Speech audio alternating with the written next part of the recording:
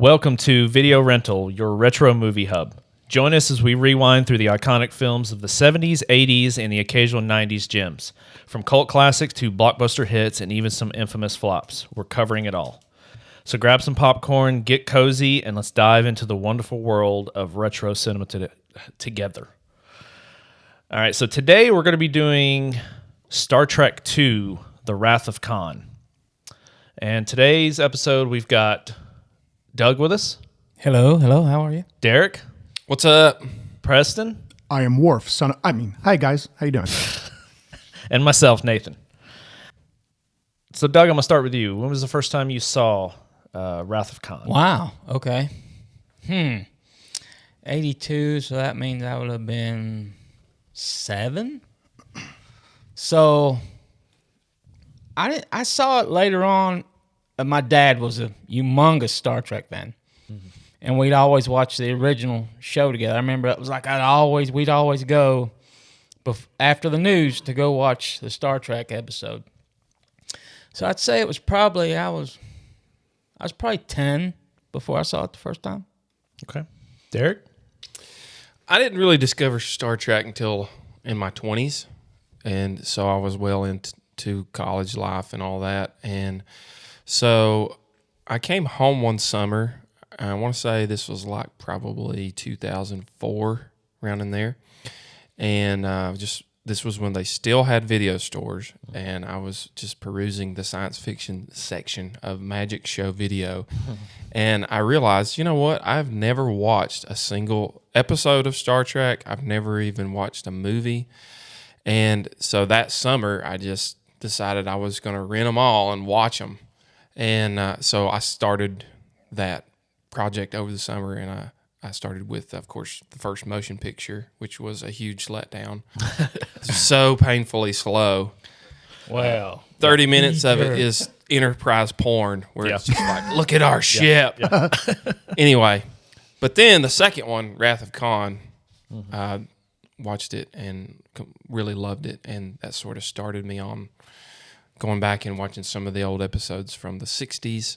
Mm-hmm. And so that was sort of my introduction. I really just wasn't into it. I was more of a Star Wars kid growing up. Right. And so that was more on my radar, and didn't discover Star Trek until much later, and have really enjoyed it. Cool. Preston, what about you? So for me, I was in second grade in 1989 when I first saw Star Trek II, and that was around the same time I got into Star Trek at all. A lot of that was thanks to my dad, who would record episodes of The Next Generation every Saturday night. It was in season 3 at the time, and he would record those episodes for me. And every Sunday morning, while he was reading over his sermon in the living room, I would be watching a commercial-free episode of Next Gen because he would pause the commercials. It was around that same time that he and my mom would go rent Star Trek's, 2, 3, and 4 and all of that from the video store. So it was fall of '89, first time I saw Star Trek II. Okay. So, yeah. You could say your dad invented streaming with no commercials. You could say that. Yes. VHS style. Because I had ad-free Star Trek before ad-free was cool. Nice. These were the days when you could pop a blank tape in the VCR and just record whatever. Good old days, man. I remember when you could get the 3-pack of VHS tape as a Christmas gift, and that was awesome. Yeah. Fresh tape over your tape. brother's 10-year-old birthday party. Like the Put some birth Scotch of your tape over sister. the back of it, or put some paper tape. Yeah. The day I was born, who wants to watch that? Record him something. Well, and this will probably be touched later, but Star Trek II was one of the first movies that was made available to a direct audience market on VHS. For $400. Well, Yes. there's a good point there, because most VHS tapes were just marketed to video stores around $100 a pop. And Paramount had the crazy idea of making Star Trek II on VHS $39.99. Oh, wow. Whoa. And that Still was pretty one of the expensive, though. Oh, in yeah. the 80s. Like, Yeah. that was definitely a luxury item. Because that's not adjusting for dollars. It was When literally nobody could afford a $39.99. VCR. Yeah, what, $800 probably for a VCR back then? It was like Put it on layaway. It's like $150 to rent one. Yeah. Like, Yeah. I want to say probably. I'm going to say probably early to mid '90s. Me and my brother, we were. I mean, even my dad too. We were kind of all big into the Star Trek movies. I was definitely big into Next Generation as well, and I'm not. I loved Star Trek 2, but I want to say 4 was probably my favorite when I was a kid. Now I haven't seen them in a while, but 2 was always great. We'll get there. Yeah, we'll get there. Isn't there like a running joke or something that the odd numbered movies are crap and then the even ones are good? Ask your expert. There is. Wait. Ask the Star Trek human database. Here I am. Preston is the expert on Star Trek. How are we doing? Yeah. Here. There's a lot of truth to that. If you were to look at a chart of, box office success, audience reaction, critical acclaim, you do see this up and down pattern between odd and even ones. Now, there are a couple of odd ones that in relative terms were successes. Believe it or not, the motion picture fits that category. It was highly successful, but not so much in certain relative terms versus its budget and some critical reception, like the long drawn out scenes that we were talking about. No villain. Yeah. Well, in Star Trek, that sometimes is Star Trek in its purest form, where you, like in 4, it wasn't really this evil villain. It was a misunderstood probe that was coming to Earth. So, and 3 also stands out for a couple of reasons. Leonard Nimoy directed it. Doug's our resident humpback whale over here. Well, something else. Oh, that was, But in the overall I context, resemble that remark. Yeah. So if you were just to contextualize it in a big chart, the odd number movies don't tend to do as well, but 1 and 3 kind of in relative terms stand out as successes if you compare it to other. Well, it can be financially successful and still be a bad movie. Yeah. Oh, yeah. Well, I think the biggest thing I remember about 3 so much was Christopher Lloyd. I think that was the fact that he was a Klingon, and I think that was the biggest thing I remember. I remember it very well, but it's just like he stood out so much in part 3. Mm-hmm. I guess because Christopher Lloyd is so amazing in so many amazing 80s movies. Yeah. But I think that was the biggest thing I remember about 3. And he was technically in a time machine 1 year prior to Back to the Future. True. It's true, yeah. All right. So Scott. I'm going to read the plot. Hopefully this holds up to your standards, Preston. He'll let you know. He'll absolutely. I can correct you. You do your thing, and we'll talk at the end. Okay, so he'll grade you. With the assistance of the Enterprise crew, Admiral Kirk must stop an old nemesis Khan Noonien. Is it Singh? Singh, whatever, from using the life-generating Genesis device as the ultimate weapon. So far, so good. All right. That was it. Well, so much happens in the movie, but at the same time, it's just a very simple revenge story. Mm-hmm. All right, Derek, do you want to read us some vitals on the movie? Yeah, here you go.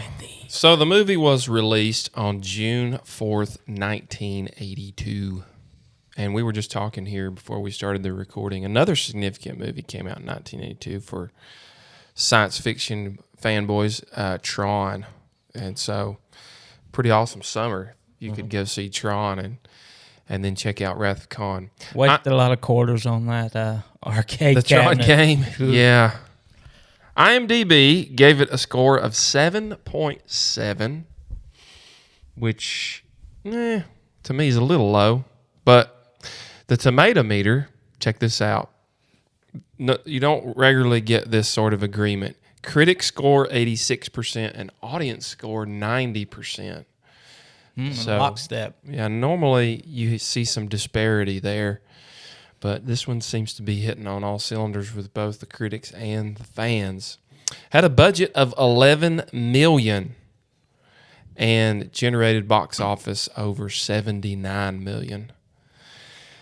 So I would say this was probably under what the previous budget was. Way under. So just really quick to touch on that. Star Trek, the motion picture, the original budget was roughly $25 million. Thanks to Gene Roddenberry, in constant disagreement with director Rob Wise and producers about how the story should be presented and all of Wasn't that. he wanting to do a time travel movie or something? And there's for Star Trek 2, if this right here, Nathan's shirt is connected to that for the plot, so we can get to that. But for the motion picture, the original budget was $25 million. Because Gene Roddenberry wanted to do all this refinement, the original cost of the movie was upwards of $40 million. That's A insane. little over budget. Yeah. A little bit. Insane. And so the big reason why Star Trek 2's budget was 11, 12 million is because Harve Bennett, who was brought in to be the producer, he was a well-known TV producer. He had done like Mod Squad, numerous TV shows throughout the 50s through the 70s. When Paramount approached him to produce Star Trek 2, they first asked him, would you like to produce a Star Trek movie? And he knew nothing about Star Trek. He actually had to take a month off of work to rewatch the entire original series. Then their second question to him was, can you make a Star Trek movie for less than $40 million? And his response was, I could make 3 movies for that budget. Nice. That's what they wanted to And hear. so then their response was, all right, you've got 12 million, go make your movie. There you go. So that's a pretty good profit, though, if you subtract, 11 from 79. Well, and also you got to remember the movie Marketing. theaters get half of that. So even if they got half of that, that's still a amazing. What am I? Yeah, for 82. It was, It was amazing massively successful. windfall of Yeah, money. yeah, Yeah. very successful. Yeah. Runtime, 1 hour and 53 minutes, which I feel like is pretty decent. It doesn't really drag much. It felt shorter. It's got a pretty good pacing, keeps you engaged. It seems like I remember seeing at one point a director's cut DVD that came out, and I don't know if it added a few minutes of extra or Roughly 3 to 5 minutes what. Okay, collectively. so not that much. Probably a couple deleted scenes. Yeah, because Nicholas Meyer, who directed it, said that his original version was pretty much what he wanted, but there are a few. The director's cut are just some tiny snippets that he wanted to add. Yeah, I remember seeing that DVD in Suncoast, and it was like they were wanting like $40 for it. It's like for 3 Suncoast extra prices, yay! Gosh. All right, the cast. Of course, we have William Shatner reprising his role as Kirk, and we know him from, of course, the original Star Trek series and a lot of television. Today, is he in his 90s?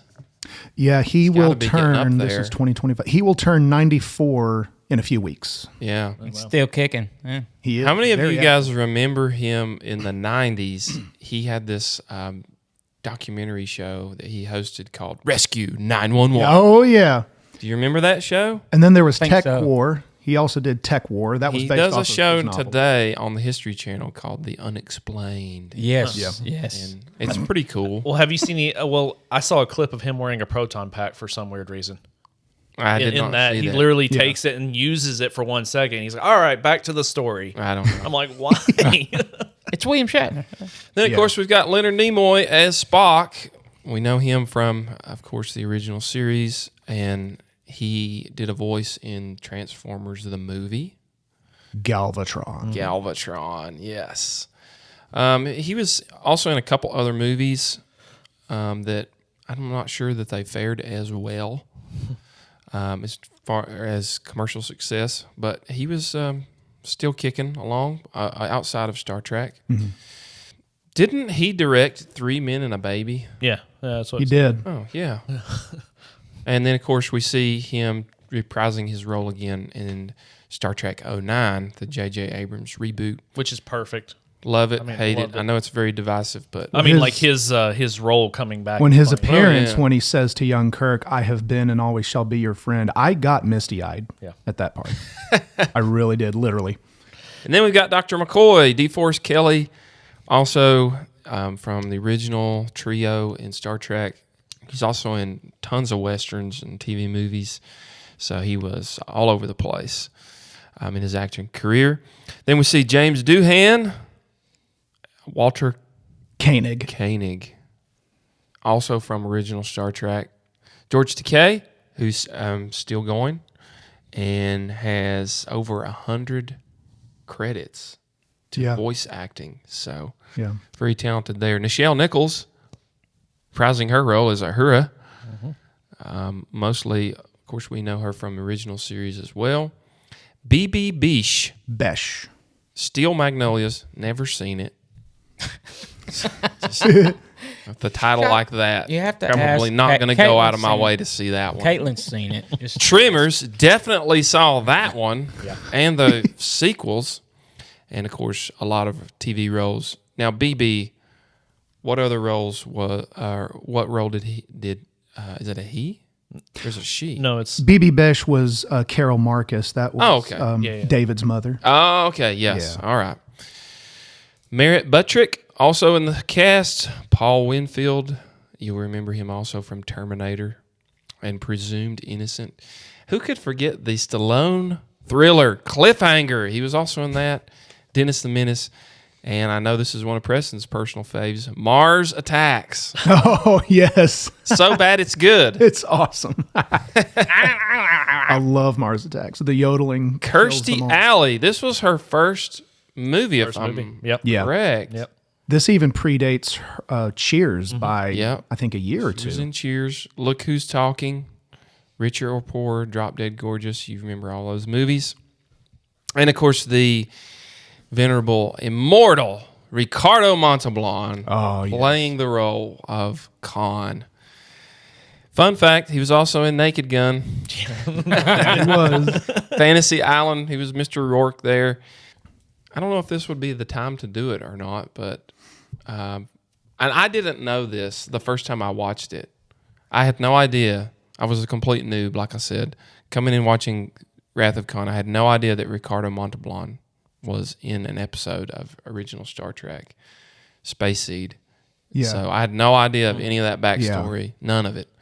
Because that was a big reason why they brought That's all the that only together. episode he's in, right? That is. And y'all heard me mention Harv Bennett a little while ago, the producer. So there's a big three in this movie that Star Trek II represents what happens when you bring in outside perspectives or even people who knew nothing about Star Trek and you have them make a movie. Harv Bennett never saw a lick of the original series. He took a month off to rewatch it. Nicholas Meyer, who directed it, the only thing he knew about Star Trek was, and I quote, the guy with the pointed ears. He didn't even know Spock by name. When they asked him, how would you like to direct a Star Trek movie? And then I know, Nathan's going to touch on James Horner, knew nothing about Star Trek either. He's the guy who composed the music. just know he's not an elf. Yeah. So bringing in all those outside perspectives. But Harv Bennett, when he rewatched the original series, when he got to Space Seed, what really caught his ear was at the end when Spock says it would be interesting to return in 100 years and to see the crop that has sprouted from the seed we've planted today. Because they leave Khan and his crew on SETI Alpha 5. The Botany Bay. Yeah, Yes, as an alternative to coming back to Earth with them and facing legal charges. So they just maroon him on an island. Yeah, so Basically. they left Khan and his crew on that planet. And so Harv Bennett saw that and he realized how cool would it be to take that and pick that up. That's just so brilliant. Like when I found that out later on, when I went back and I watched the series in the 60s, that's like one of the first episodes. It's 22. It was season 1. Yeah. Yeah. Season 1, 23. episode 22. You're right, Doug. And it totally clicked with me when I saw. I was like, "Oh, that's Khan from the second movie." I had and it was just total discovery for me. Yeah. Now, So real quick. I kind of went through the back door and figured it out, and I thought it was brilliant. Yeah. That was a really, really cool thing because How'd you like those cryogenic pods in that episode? And the gold chainmail. Chainmail over yeah. his The body. very revealing gold chainmail. He wanted to show his physique. He worked Now, real quick, if y'all would like to know what the story would have been had Gene Roddenberry had his way, hit it. well, it was time travel. I know that. you are correct. So imagine Star Trek II's story having been if Gene Roddenberry had his way, because he was demoted to consultant after the motion picture.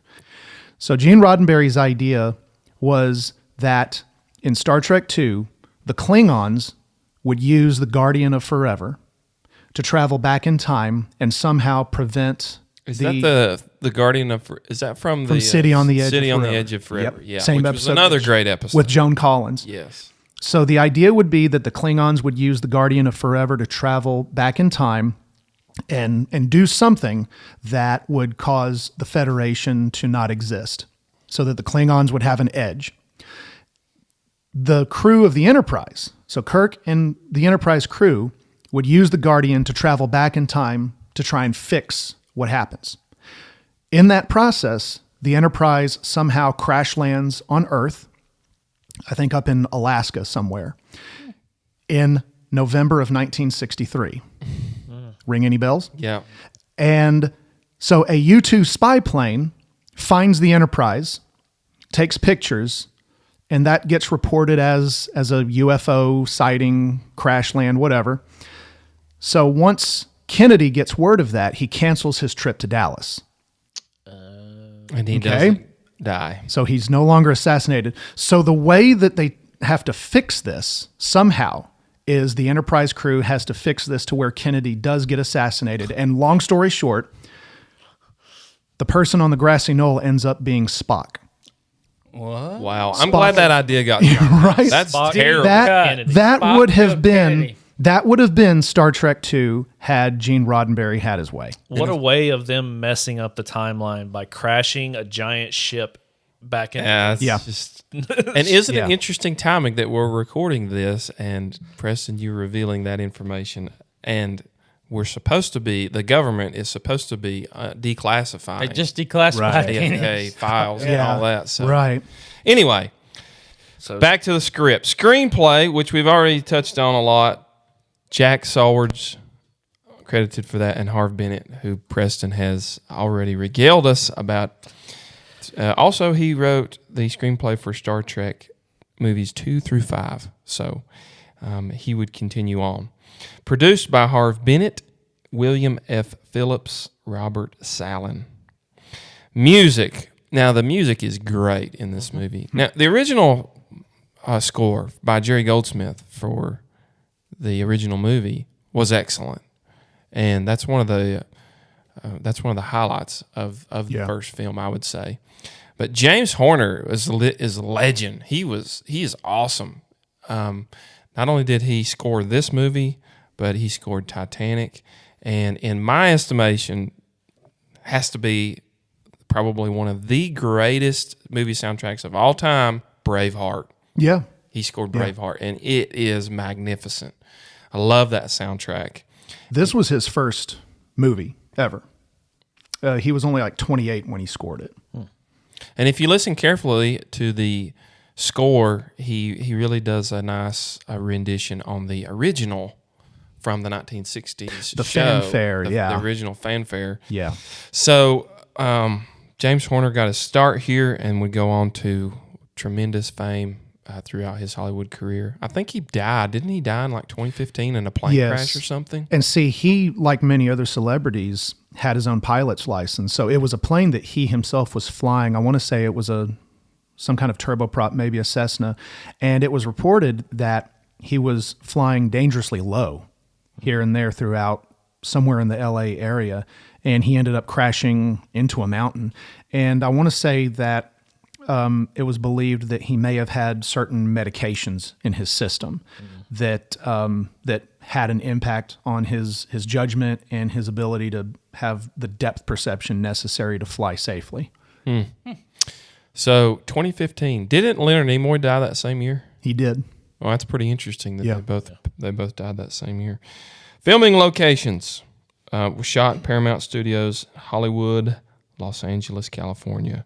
And, of course, the director of this movie, which we have already touched on, is Nicholas Meyer, who was also a Star Trek noob, didn't know anything about it coming in, although he had directed other movies.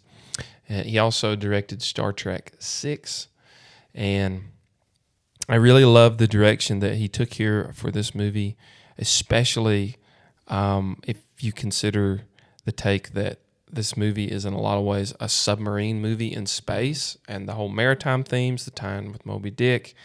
I mean, even the quotations directly from Melville.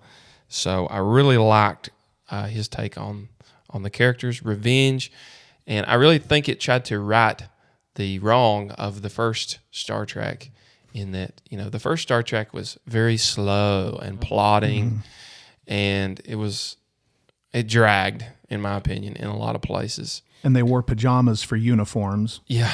And I think that the director basically said, well, we're going to do the complete opposite of all that. So we're going to make more action, more battles. Yeah. More military based. Yes. It was right out of the gate. We're gonna make this just a simple story of revenge, whereas the first story is just cloaked in mystery. You're trying to find out who is V'ger, and you don't get that until the end. You want to see Star Trek doing Star Trek stuff. Yeah, and then of course, I think the greatest asset to this director's vision was giving Kirk a worthy villain, a worthy adversary who wasn't an alien or wasn't a Romulan. Like, he was a human being, although genetically modified.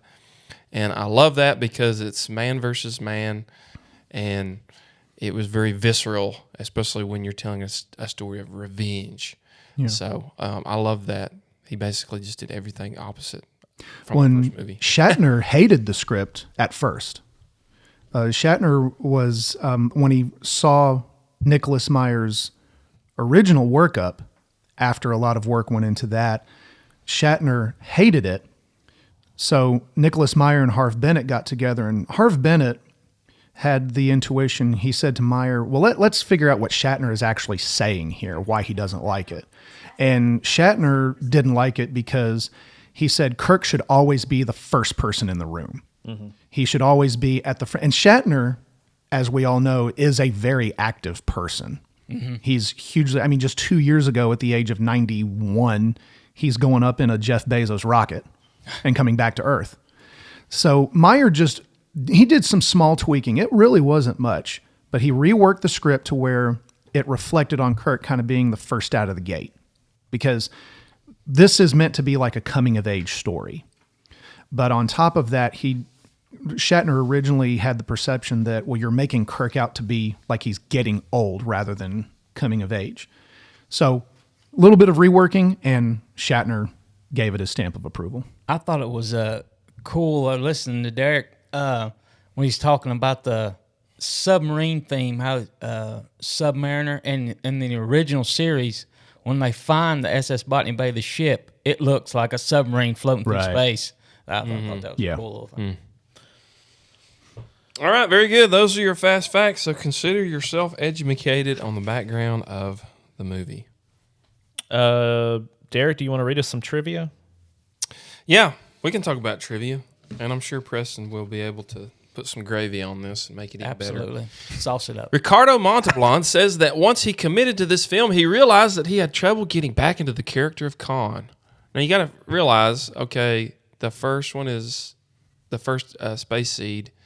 That's recorded in. It was filmed 15 years earlier in 66. So that's a long time in between roles. After years of playing Mr. Rourke on Fantasy Island, he found that he was stuck in that character, and so he requested a tape of Space Seed from 1967 from Paramount Studios and proceeded to watch it repeatedly. And by the third or fourth watching, he had recaptured the essence of Khan's character. So he had to go back and watch himself. How did I do that? Yeah. Okay. Although Gene Roddenberry created Starfleet in Star Trek with a military structure, he deliberately avoided getting very detailed on the nature of that structure, which he called excessive militarism. However, director Nicholas Meyer decided to further expand this part of the Star Trek mythos, making the uniforms and insignias more military in style, adding a ship's bell and a boatswain's whistle. And there again, playing more on the maritime theme, which we talked about. And, of course, he wrote dialogue to be more accurate of actual naval protocol. These details have greatly influenced the films and spin-offs that have followed. Which I do love the uniforms in this movie. They were wanting to go for not only a military look, but kind of like you could almost call it a 23rd century version of a Napoleonic uniform. That's what they were kind of going for here. Because like Derrick was saying, Gene Roddenberry's perception of Starfleet was kind of like a cross between NASA and the Coast Guard. Okay. Nicholas Meyer felt that, and again, being an outside perspective, he felt that making everything very Navy-like, very nautical, would make a big change. And Derrick is right. That did influence everything that came after it. Preston, did you have any Definitely. backstory on Khan's necklace, that logo? Oh yeah, because it's the Delta Shield from Yeah. Starfleet. Now I've never heard anything particular, but my theory on that, because you could wonder, okay, he was marooned on SETI Alpha 5. He was not a Starfleet officer. He was picked up by the Enterprise. But see, at the end of that episode, Lieutenant Marla MacGyvers Went with him. opts to go with him because she's fallen in love with him. And I know we'll touch on the detail later, but when he blames the SETI Alpha eel for having killed his beloved wife. Well, those of us who've seen the episode know that has to be Marla MacGyvers. I wonder if that Starfleet emblem Was may have hers? belonged to her, and he wears, because we know people sometimes when they've lost a spouse, they wear their wedding ring of their spouse around their neck. Right. I have a feeling that's probably why Khan was wearing that. Cool. Many of the actors playing Khan Noonien Singh's henchmen were, get this, Chippendales dancers. That's right. Everybody's working for the weekend. Now you can't get that image. Now of you just see Chris Farley Oh, man. belly shaking. And Oh yeah, with the cuffs and yeah. for this film, Gene Roddenberry was given a consultant position. Yeah. He was basically put out to pasture in a way where, people that had creative ideas, they ran it by him, but they could completely disregard his opinion. It's like go play in the And- corner somewhere. During the filming, he threw an encyclopedic amount of critical feedback at Nicholas Meyer and Harv Bennett, which most, if not all of it, was pretty much ignored. Yeah. Good on them. Well, listen to this. Paramount Studios blamed the consultant or the constant production delays and budget overruns for Star Trek Motion Picture on Roddenberry's constant meddling and demanding script rewrites.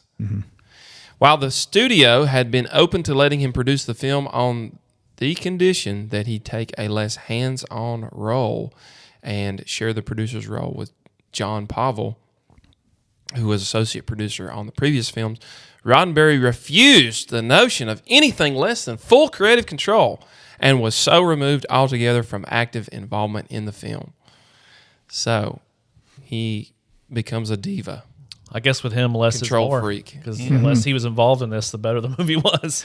When you see the motion picture, Gene Roddenberry pretty much had dictatorial power Yeah. throughout the production of that.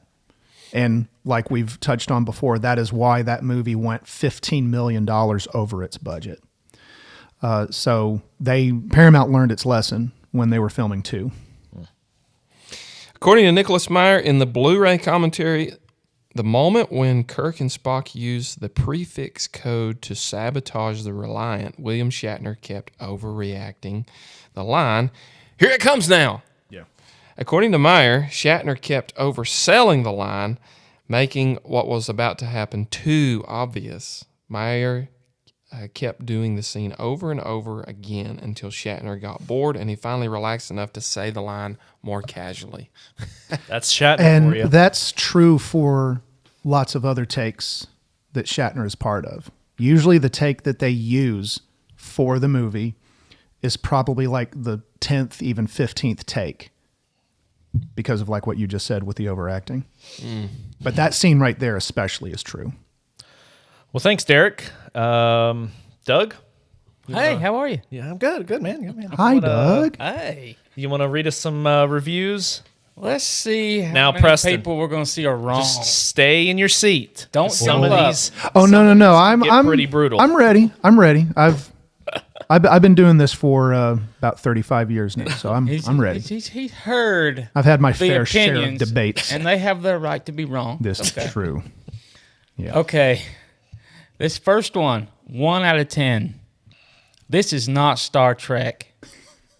Lysergic, September 2nd of 2002. I've seen this movie many years ago, and then it was good, or at least okay. Recently, I have seen the entire first 3 seasons of The Next Generation on DVD, and compared to those, this doesn't even qualify as Star Trek to me. It deals with none of the deep philosophical questions the TNG crew is confronted with in almost every episode, and the acting is much worse. It is strange to me how this movie can be rated as the best Star Trek movie. It's strange to me that you remember to take a breath. All I'm going to say, the only thing I'll say to that review is everyone take note, that person just compared the acting of Star Trek II to season 1 of The Next Generation. Season 1 was a disaster, and I'm not even talking about what you see. William Shatner made a really cool documentary called Chaos on the Bridge. And when you watch that documentary and you look into the production side of season 1 of The Next Generation, I'm not kidding when I say it is a miracle that show made it through the first 2 seasons and became the success that it was. It really is a miracle. Anyway, continue. It was the fan base that really pulled it through. Yeah. Okay, this next one. This guy gives it an 8 out of 10. Star Trek at its very best. This is from CSM 78119, August 2nd of 2020. That's just a year we just...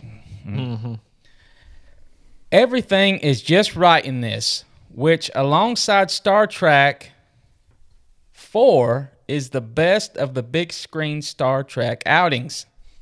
There was a return to the real chemistry between the main characters that was so evident in the TV series and so missing in the motion picture. There's also a real sense of adventure and wonder, which is what Star Trek has always been about. Live long and prosper. That is a lot more consistent with the overall fan base perception of Star Trek 2. Yeah, remember Way more. the audience score for this is 90. Yeah. Mm-hmm. So the people that don't like it are in short supply. Okay, this guy, this one right here, this person, 4 out of 10.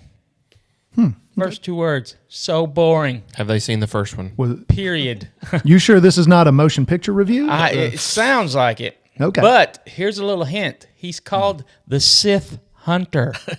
So June 18th.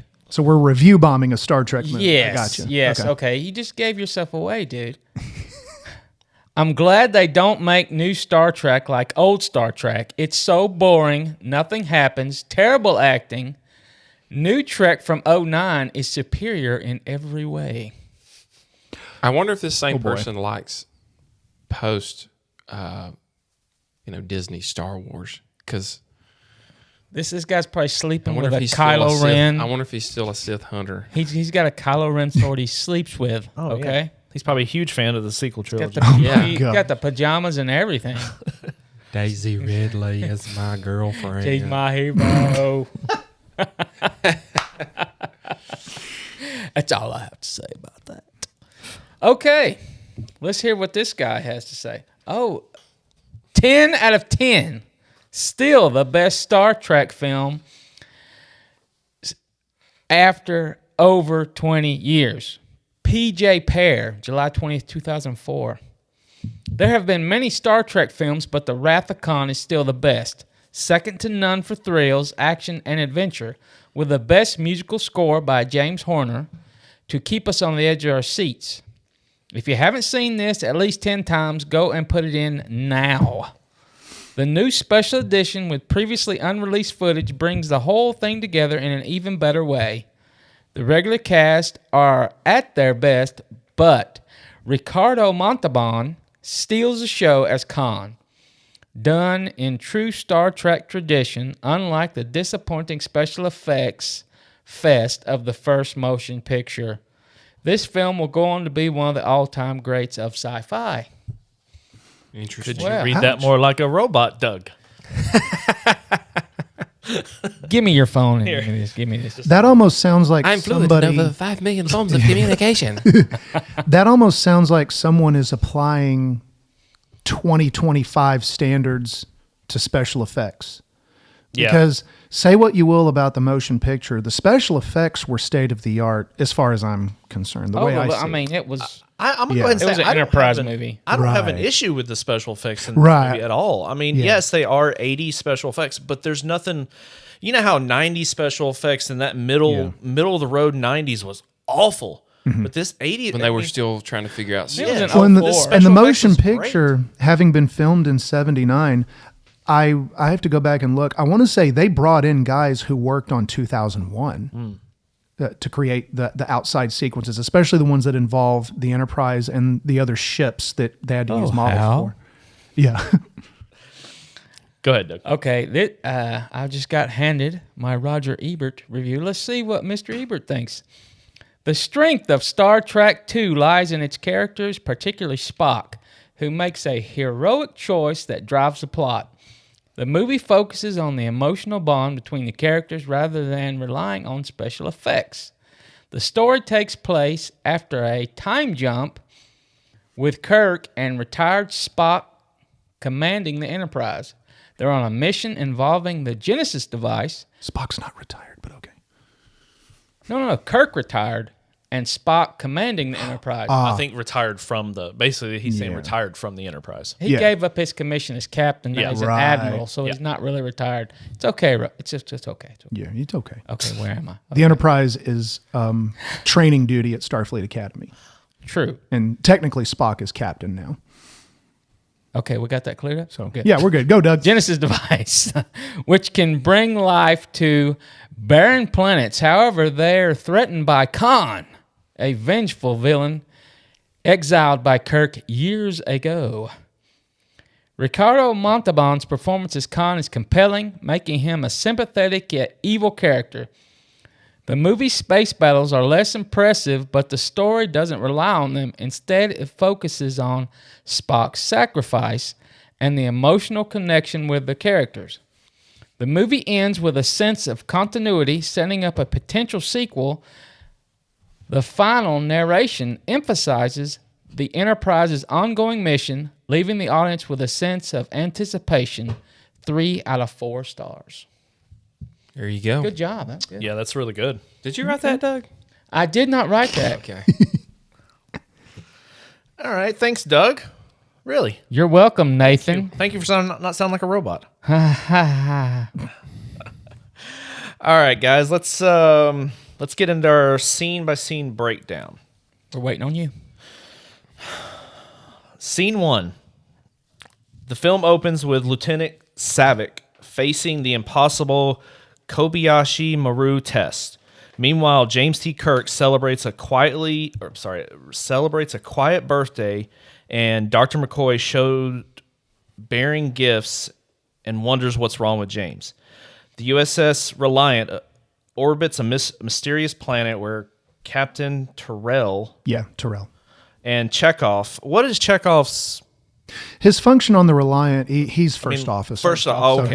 His rank as commander, he's the executive officer of the Reliant. For some reason, I just was not sure what Yeah. his position was. On the Enterprise, I want to say he was the navigator / tactical officer. Okay. So yeah, So Terrell and Chekhov Number 1. yeah, he's number 1. Okay, Chekhov investigates the terrain for the Genesis project. However, they soon discover a shocking truth. They're on SETI. SETI Alpha 5 or 6, supposed to be. They think they're on 6. They think they're on 6, yeah, but they're really on SETI Alpha 5. The planet where notorious villain was exiled. The USS Reliant tries to contact Captain Terrell, but no response. This is SETI Alpha 5! Oh, Doug, you stole my thunder. So the two things that stuck out to me in watching this again was starting off with the Kobayashi Maru test is brilliant. I love that because it's foreshadowing of what's going to come later on in the story where Kirk will be in an unwinnable situation. And we all know he hates unwinnable situations. In fact, he cheated to pass the test early on in his cadet school or whatever. Yep. So I love that they start that way because, and it's kind of jarring if you watch it the first time, you don't know anything, and you see everybody blowing up, dying, and you're like, whoa, what is going on here? The whole crew Like just main died in the characters. first few seconds. Yeah, so I love that. I think it's great foreshadowing, and it tips you off to basically what's going to be the great choice that the crew faces later on. And then, to me, as I watch the first scenes, you're seeing sort of Kirk past his prime. Right, he's getting older. He's more introspective about his position and his role. He's not the spring chicken that he used to be. So a lot of his youth and vim and vigor is gone, and he's contemplating that. And I think it was pretty funny. The gift was the glasses. Glasses, yeah. You know, sort of. Well, now you're over the hill, old man. You know, you're going to need these. And but the cool thing about that is that well, here in the distant future. Nobody wears glasses. Yeah, right. We don't need those. When he even just talked thing of the about past, He an even artifact. McCoy even mentions a certain medicine that he would have administered, and then Kirk ends up being allergic to it. Yeah. So Does it seem like Kirk has a lot of allergies? I mean, he's allergic to a lot of stuff. now, before we go any further, one important note about what happens right before that scene where Kirk and Spock are talking right after the bridge simulator. And Spock gives him the book as a gift, The Tale of Two Cities. Mm-hmm. There's a part that got deleted from the movie where they're talking specifically about Lieutenant Savick, and Kirk makes a comment to Spock about her emotional side. And then Spock says, well, she is half Romulan. Ooh. And now we'll go detail later, but that explains some of her reactions later in the movie that we'll see, because you would think, well, that's not how a Vulcan That's would not react, how a Vulcan or a react. full Vulcan. I was going to bring that up. Yeah. So they left that out in the final cut where he does mention that she's half Romulan. So yeah, that was. So I got a question too. They land on what they think is Ceti Alpha 6, but it's actually 5. Mm-hmm. And do they reveal later on that the 6 was destroyed? Yeah, Khan mentions that in the scene. Okay. Yeah. he said that's why what they're on the happens. wrong planet. Right. It Doesn't he say exploded something? and knocked It shifted 5 the off its orbit. axis. Yeah. Right. Right. And that's why it's like a desert Right. wasteland. Because when they were left there by the Enterprise, it wasn't the desert wasteland that Chekhov and like Terrell they- find They it had to a be. chance. Yeah. Yeah. Yeah. There was life there. Yeah. Very interesting. Thank you. Nice. And then, of course, we also see, McCoy gives him what's the Romulan? is it Romulan ale. Romulan ale, which is illegal. Yeah, and I But love somehow that we always line. procure it. Yeah. He always says he uses it for medical purposes. Medicinal That was great. purposes. medicinal Yeah. purposes. Yeah. That's how. When he even reads off the vintage, he says, 2283. Yeah, well, it takes this stuff a while to ferment. When that was the other point I wanted to make, because we're all talking about Kirk's birthday. Yeah. They don't give a number, but we theorize that this was when he's turning 50. The important time frame notation here is that Star Trek II takes place 15 years after the events of the motion picture, because the motion picture takes place about 2 years after the events of the original series. So you could say that, Kirk gives kind of an in-continuity number later in the movie, but the events of Star Trek II take place roughly 20 years after the events of Space Seed. So that's kind of some context for why we're looking at a coming of age story here, where Kirk is Admiral, he's reevaluating his life, he's advancing into years, looking back on himself, and McCoy's giving him some insight in this. They definitely made him like his look. He looked older. Well, and that was the other problem with the motion picture. Because it took place only 2 years later, they were caking makeup onto the actors because the actors had aged 10 years while the story only advanced 2. And so in Star Trek II, they didn't have that same problem. They decided, okay, we're going to have this story take place in continuity with the age of the actors. Shatner's hair changes. His toupee, yeah. He changes toupees. Shatner didn't have his eyeliner from the original series. I mean, he had a what they call it as a shadow. They shadowed his eyes. Yeah. If you look, they did. Well, they would shine that light. Yeah, yeah. And it was you look like he had upper eyeliner. Yeah, shadowing. Has Shatner ever actually revealed what he looks like without the toupee? Not to my knowledge. Because we all know Sean Connery did eventually. He did, yeah. But I've just always wanted, because he's gone through so many throughout the entire movies of him playing Kirk. He's gone through so many. They've changed, yeah. Because like the one for 6 is a little grayer than. Yeah. Well, he doesn't go through like a straight one, or maybe that's what he has now is straight hair. Yeah, and I mean nowadays those could be hair plugs. You never know. Well, I mean I look Such at vanity. it like with his son, spoiler, David, when he meets his son's got curly hair. So I think they felt they kind of wanted it to. That was why they wanted that, because BB Besh has blondish hair, and Kirk, by character, has curly hair, and so Merritt Buttrick, who has curly and blonde hair, that's why they thought he was an excellent choice to play the role of Kirk's son. Even though Kirk does not have curly hair in the original series, but Yeah, whatever. Well, okay, I don't know why he would go with a curly toupee, but whatever. Yeah. Maybe that just looked Come on, man. volume. Volume. Yeah, he used wanted VO5 volume. that day.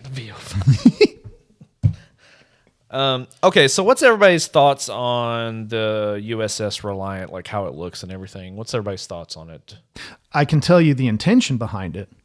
They wanted something that was distinguishable from the Enterprise because, for obvious reasons that happened later in the movie with the fighting, the Reliant was supposed to have the warp nacelles above like the Enterprise does. When Harv Bennett was given the sketchings, he, just not being aware, when he was looking at it from the perspective where the warp nacelles were below the saucer of the Reliant. And when he signed it off, the studio went ahead and built the model that way, and they realized, well, this is cool because now we can distinguish the Reliant from the Enterprise. Right. Because they wanted to make sure that visually audience members wouldn't be confused between the two. Personally, I think it was a cool look to have finally a different looking starship, because for budgetary reasons in the original series, all the starships looked the same. They were all Constitution class like the Enterprise. Well, I mean, as far as like, if you look at it from a military standpoint, that's the way it would be. Right. It would be like the different classes, and it would just be slight changes. And it would be clear to your eye, oh, that's a Federation starship. Yeah. But it's not the Enterprise. It's some other ship. Right. But the Enterprise is, the star. It's a thing of beauty. Yeah. Yes. Derek, what's your thought on USS Reliant? I mean, I think it's got a pretty good design. Yeah. I didn't really have a strong opinion on it one way or the other. I do think that it was important for them to make it visually different from the Enterprise, because if you were somebody like me who didn't know anything coming in, you want to be able to tell the difference. So I do like what you said, Preston, that was a way of them to be able to tell the difference. Like if they're in battle, to be able to tell the difference. That's Khan's ship. You can definitely tell that is Khan's ship right there versus, that is the Enterprise. Right. Fighting. That way you wouldn't have to be like, okay, what does the hull say on this one? What name is this? Well, the way they played up the whole nebula, where you would just get blinks, you would automatically, there it is. Yeah. All right, you guys got anything else for scene 1? You want to move on to scene 2? Let's do it. Okay. All right, so scene 2. You'll have to keep on reminding me here. Khan Noonien Sing. I always want to say Soong. So ethnically, that's a Sikh Indian name. Okay. So Asia. So Southeast Asia. So that is racially and ethnically that is where Khan is from. Okay. All right. So he reveals his identity to Captain Terrell, recounting his exile to SETI Alpha 5. He unleashes a mind-controlling creature, enslaving Terrell and Chekhov. Back on board the Reliant, Chekhov contacts Dr. Carol Marcus and orders her to hand over all equipment and information about Genesis for testing. Meanwhile, Admiral Kirk inspects the Enterprise, now under Captain Spock's command. Kirk receives a cryptic message from Dr. Marcus, prompting him to assume command, and sets course for Space Station Regula 1, unaware of Khan's hijacking of the USS Reliant. It's almost impossible to talk about this part of the movie without referencing Space Seed. Yeah. So, and remember I told you earlier on, and I kind of went backwards. I watched this first, and then I went back and saw Space Seed. But it's important to do both, because when you watch Space Seed, it brings so much more of this character to life and the backstory. And the thing that I really like about this is they had the fans in mind when they made this, because you can watch it without that knowledge of Space Seed, but if you had that in your backstory and you were conversant in that, it would mean a whole lot more to you, because it'd be one of those moments where you could just point at the screen. Oh yeah, that's you catch all the references. Yeah, and that's stuff. Space Seed. Yeah. And you could have a real nerd out party there. Yeah. But if you'll remember in the Space Seed episode, and Preston, you'll have to fact check me on this, but so Khan's character is human. He's just genetically enhanced. And he sort of leads this revolutionary army to almost take over Earth, or maybe he does take over Earth. I can't remember exactly. And so he's almost like a dark version of Kirk in a lot of ways. He's a good leader. He's very adept at conquest and tactics. He obviously cares for his people.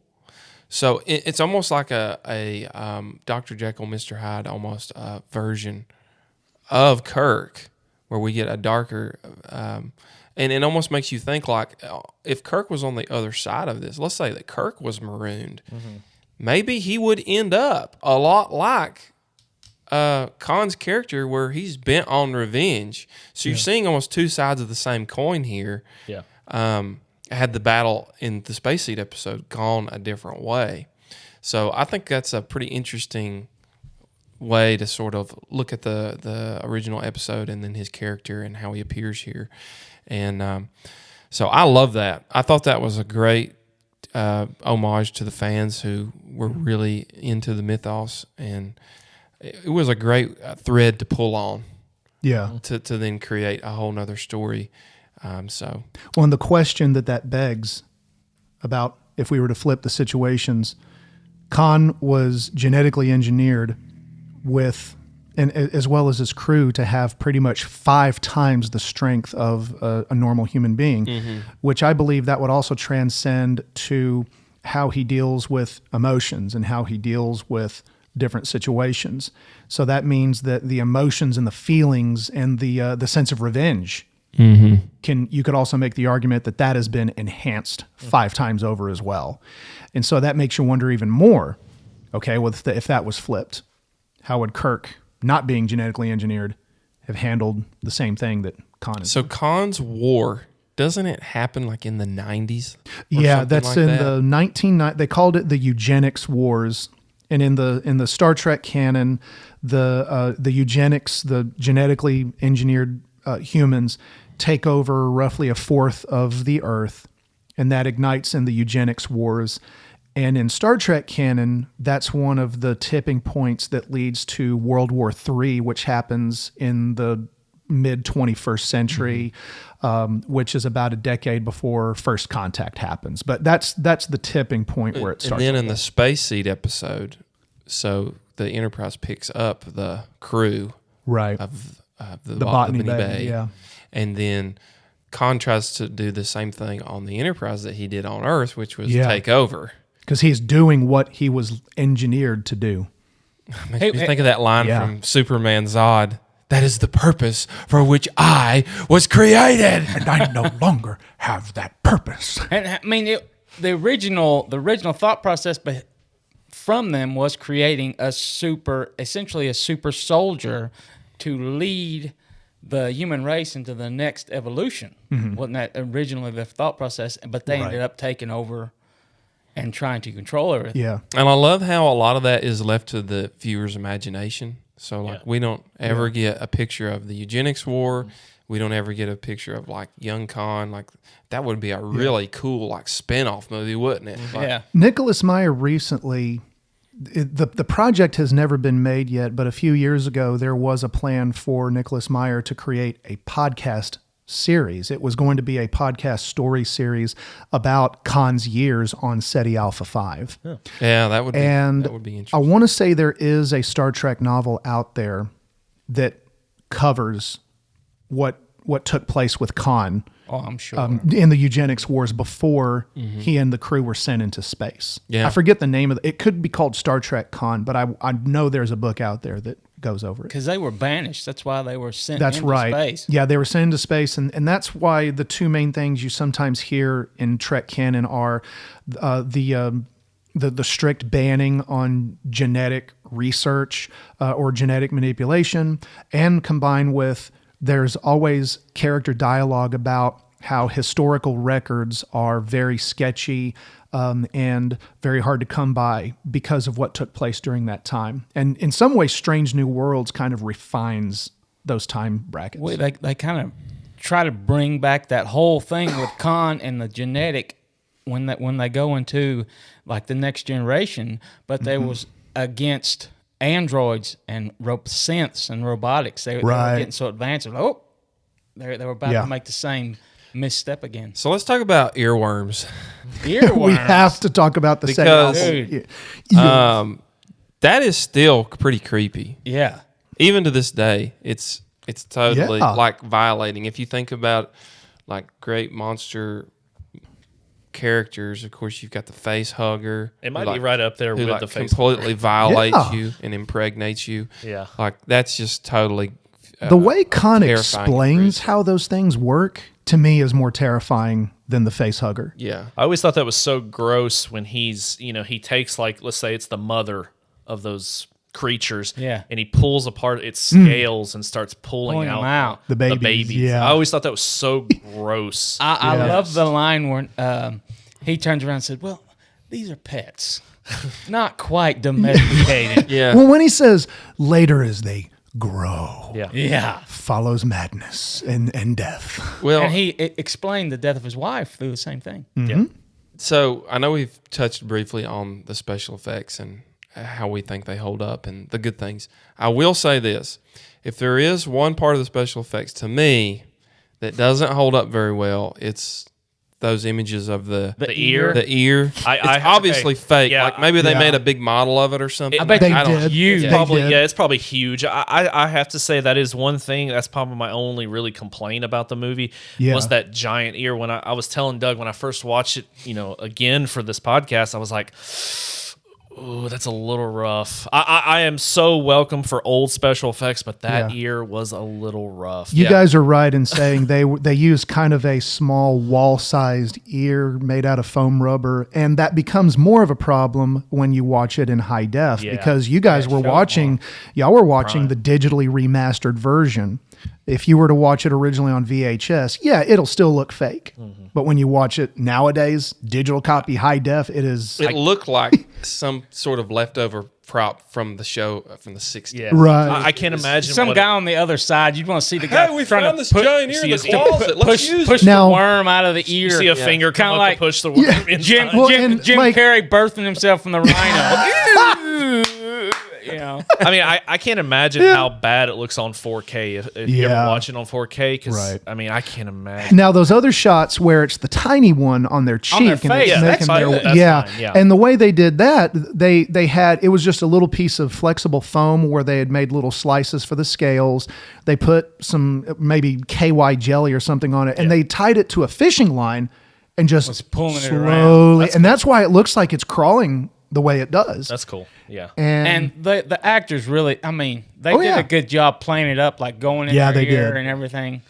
So the one thing I've always thought that was funny about this scene is the fact that their spacesuits, I guess you could call them, purposely have a Handle in the front. right under them, just so somebody with super strength can pick pick him them up. up. Just like in the original I've always Space thought Seat that was so episode, funny. just like in the original Space Seat episode where Khan is in sick bay, and on the wall there just happens to be all of these medical instruments from the 19th century Yeah. hanging up there with the scalpel Yeah. for Khan to conveniently grab so that he can hold Dr. McCoy hostage for a And, minute. you know, how awesome was Dr. McCoy's line? He's like, well, you might want to It'll be get most the useful. carotid Yeah. artery right under the ear. And the Khan's like, well, I appreciate a brave man. And to that. And then the best line is when McCoy says, "I was just trying to avoid an argument." So as I mean, like I said, as a little ridiculous as that handle is, I do have to say that is pretty cool when he does pick up Chekhov. When it was meant to show that That even though he's shows- older, Yes, his super strength that he has. and those pecs are Ricardo Montalban's. I did read Nicholas- into that. yeah, I did okay. read into Nicholas that. Meyer to this day. Clearly, that shirt is pushing is basically a push-up bra. Well, and Well, well, not and really, that because his no. nipples out in a few of them. Well, and I mean- the costume he wore was a redesign. When they tested Ricardo Montalban's fitness for a costume, they had to go back and redesign it because they didn't account for his bulging pecs. And by the way, he was 62 when he was filming. He was in great Wrath of shape. Khan. Because He was a huge fitness nut. That started the theory that it was prosthetic. Because the necklace with the Delta shield on it never moves. No. And I was thought, well, that's just it's glued down to a prosthetic. I but- never thought it was prosthetic, but What? But no, that's his no, chest. I never did. I mean, Well- I never thought that, but I just thought it was always. I mean, ridiculous. I'd heard the rumor, and I always thought, but I had to dig into Well, it because I and knew here- Preston would correct me on this very episode. Well, see, here's the big elephant in the room that I don't know if we're picking up on. Chekhov was not on Star Trek until season 2. And Khan is looking at Chekhov saying, I And he never knows forget him. a face. Yeah. So that's always, but the big fan theory has always been that we can retcon it by saying that Chekhov was not a bridge officer in season 1. Okay. Because Space Seed is a season 1 episode. Chekhov saw doesn't him come in. somewhere else. Right. So he saw him somewhere else in the background, and that's how he knows who Chekhov is. But Nicholas Meyer, in his commentary, which I highly recommend listening to this movie with Nicholas Meyer's commentary. So Nicholas Meyer is more so a novelist, and he's actually written 6 Sherlock Holmes novels in his time. He's a big expert on Holmes, and he's even said that Arthur Conan Doyle, you can pick up on little incontinuities in his writings, little details like Watson's injury is on a different arm in a different book, little details like that. So Nicholas Meyer attributed that to that's an acceptable incontinuity in the literary form of how everything comes together in a story. So he did see Chekhov, we just didn't see him in the episode. I do have to say, after they've been, taken over and they're back on, Reliant and everything, Chekhov, he contacts Carol Marcus in that just a little screen. And he seems like, you can definitely tell he's being controlled. He's like, what? He's just almost like, there's nothing wrong. He's not Chekhov. Yeah. He's definitely not and Chekhov. as soon as he yeah. Checked out. as soon as he lets off the button, Yeah. yeah, you could totally tell it was And good. you see Khan right there just like, oh yeah, I'm in charge. I wonder if there's a reason why Khan never took the other glove off. Okay. Oh. That's another thing that Nicholas Meyer comments on. And it's kind of artistic reasons. And Nicholas Meyer, that was his idea. He told Ricardo Montalban when filming, he said, don't take off the right-hand glove, just leave it on. Why? And he said, it's not for us to explain to our audiences why. It's for our audience to form their own interpretation as to why that glove stays on. So that's one of the biggest mysteries in Star Trek 2 is why that glove stays And it worked, on his 'cause I hand. thought, It did work. did he get I mean, injured here or- you are asking about it. Yeah. Yeah. Can I also say that I do love the fact that they don't drag anything out here. They don't drag it out showing them beaming up to Yeah, they had a bunch the of shoe Reliant. leather. It Yeah. literally just Get to goes it. straight to them being controlled and Chekhov, contacting Dr. Marcus. There's nothing. There's no what's the word? No filler. Right. Nothing. It just goes- Exposition. He, Well, there's because no on exposition. SETI Alpha 5, the way they leave that is kind of a cliffhanger where he Yeah. says, why are you here and where can I find James Kirk? Yeah. So we know that what comes after Admiral. that. Yeah. Admiral. Well, see, and that's the other thing in that scene. That's what has got Khan so riled, talking about the 5 times emotion. What's going through Khan's head in that scene is, here I am on SETI Alpha 5 in the dust storm, and while I've been here, they take Kirk and make him into an admiral. He's become successful. It's like they make Kirk an admiral, and all I got was this lousy T-shirt. Well, he was. I think or chest. Whatever. Yeah, he says it. They never come back to check on their progress. yeah, that's And what. So he yep. could have helped them. Yeah, All right. You guys got anything else for scene 2? Do you want to move on? think we're good. Okay. All right. So scene 3. Kirk, Spock, and McCoy discover the truth about Genesis, a revolutionary creation by Dr. Marcus. Khan is able to lure and then attacks the Enterprise with the hijacked USS Reliant. The Enterprise is severely damaged, but manages to disable the Reliant's shields and counterattacks, sending Khan's crew fleeing. Kirk, Savick, and McCoy beam down to the space station, finding the crew dead, but Captain Terrell and Chekhov alive, though unconscious. Really important plug before we go into that. When Kirk and his officers are coming aboard the Enterprise to do the inspection, and he's in engineering, and he's talking to Scotty, and he runs the handkerchief across the control panel to see if it's dusty. Mm-hmm. In the director's cut, there's a really important element that kind of continues what happened in the torpedo bay, because Kirk goes up to one of the cadets and he says, "Who do we have here?" And it's this guy who says, "Midshipman's mate, Peter Preston, engineer's mate." In that scene in engineering, in the director's cut, Scotty mentions that's his nephew. Oh. So and the actor who plays that character, totally makes sense of why Scotty is so upset when he dies. And he carries him we'll to get the bridge. that. Yeah.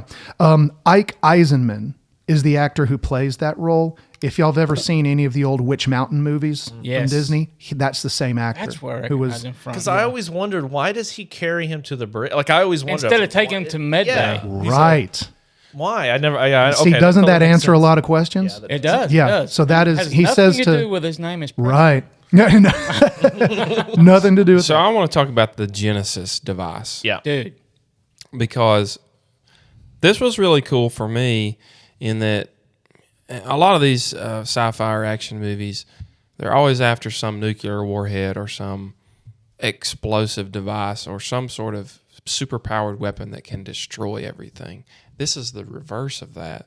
This is a terraforming device, which to me is pretty interesting because that has just as much value as a destructive device. And it's interesting that Khan wants to get his hands on that because he's just spent his last however many years, 20 years, maybe the last 5 years on a wasteland. Yeah. Yeah. And so another thing too here, and y'all can correct me if I'm wrong, but I feel like when they do the demonstration of what the Genesis can do, like the little video clip that they show, Yeah. is that not one of the first instances of CG Yeah. in a that was movie? ILM. Yeah. That was the first time ever in a movie audiences saw computer graphics, and it beat Tron by a month. Tron came out a month later, and here's the really cool part. So that was ILM that created that sequence of the Genesis planet.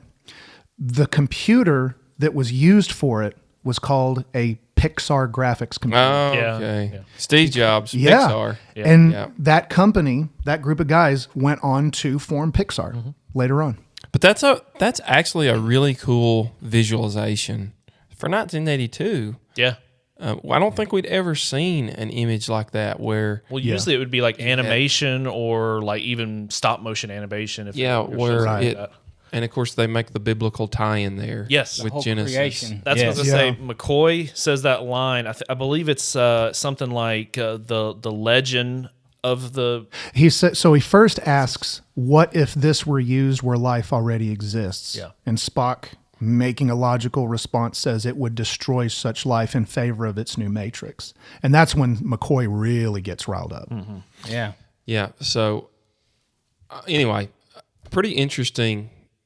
Not only in terms of its use in the movie as a device, like a MacGuffin almost, but also just the visualization there, which was Yeah. way ahead of its time. Yeah. So I thought that was pretty cool, and that image still pretty much holds up today. Oh, yeah, it looked great. Yeah. Yeah, it still looks good. Because when you compare that to lots of earlier CG, which I believe in relative terms is great, but you compare it, like Last Starfighter was 2 years after that. And yeah, it had a lot of CG in it, but I do feel that that Genesis sequence combined with a lot of what we see in Tron really held up well. And Nathan, you were mentioning that other part where McCoy was referencing Genesis, where he said, it according to Genesis, the earth was created in 6 days, and he says, now watch out, here comes Genesis. We'll do it for you in 6 minutes. Yeah. That's what I was trying to. I was trying to yeah. think exactly what he said. Yeah. And I should just found it. That's what was because, and Spock was trying to make the point. He said, I'm not trying to explore its moral implications. I'm just telling you technically what it does. Life will end on a planet this device is used on. It's almost like in Man of Steel, what they're terraforming. Yeah, they're terraforming. Oh, the world engine. We'll destroy everything on the planet. Yeah, we'll destroy everything on the planet to be able to bring new life in. Yeah. Yeah. It has to be built on something. Yeah. When they're coming aboard the Enterprise, they're still in the shuttle, Kirk and his officers. A part that never made it even to the director's cut, where Sulu says any chance to go aboard the Enterprise. It's mentioned in that scene dialogue that Sulu is slated to become captain of the Excelsior. And because that's the ship we see in 3, and then of course he becomes captain of it in 6. But it's as early as Star Trek 2 where the notion of him becoming a captain is spoken about. It just never made it into. And I mentioned this earlier with we pre-recording. I absolutely love the way the Enterprise looks in this movie. It's just amazing. I love it. All the exterior shots when they're backing out of the space dock and they got the little astronauts, just to show the scale. I loved it. I was geeking all over it. Okay, so I will say, one thing I will point out, I did really enjoy when, they're coming up on the Reliant, the Enterprise is, and they don't know who, they're so confused on why they can't get any information from the Reliant. It's dead silent. And then all of a sudden they get attacked, and then they're worrying about the ship, and then Khan shows up on the screen. Or they're saying Reliance wants to speak, and then they show up on the screen, and Kirk's face is just like, oh, he is dumbfounded. Oh, it's one of my favorite scenes in the movie. It's great. This is something that didn't come to mind until very recently, and I will say this was based off of one of either a commentary or a review that I had seen on YouTube. So Uhura is the communications officer. She mentions that the commander of the Reliant is signaling. Kirk says, put him on screen. And you hear Uhura, she tries to say Admiral, and Kirk interrupts her. He goes, do it while we still have time. I feel like Uhura knew already who wanted to talk to him. And she was trying to say, Admiral, you need to know you're about to talk to Khan. Yeah. And she could have been confused too. It's like, that's Khan speaking. Right. Because see, Uhura was in that episode. Yeah. So there was no mistaking that. And that notion has always kind of been talked about. But again, I recently came across that. It's like, oh my gosh, she would knew really remember because right. Khan got abusive with her in the episode. Yeah, one of his henchmen slaps her across the face because she wouldn't comply. Yeah. All right, you guys ready to move on to scene 4? Let's go. All right, so scene 4, Kirk's crew locates Dr. Marcus and contacts the Enterprise. Unaware Khan is listening. Spock estimates repairs will take days, giving Khan an advantage. Kirk instructs Spock to go to the nearest starbase and alert Starfleet if they don't hear from them within the hour. Kirk's crew beams down to the planet, finding Dr. Marcus and Genesis. Khan orders Captain Terrell to kill Kirk, but Terrell refuses and turns the phaser on himself. Khan beams Genesis aboard the Reliant, marooning Kirk's crew. Dr. Marcus reveals the true nature of Genesis to the crew. Kirk reveals that he cheated on the Kobayashi Maru, that he doesn't believe in a no-win situation. Okay, so I know there was a lot going on there, but there was a lot going on in that certain scene. Okay. Yes. The greatest moment of most 1980s pop culture history occurs in that scene. Simultaneously awesome and cringe. Yeah.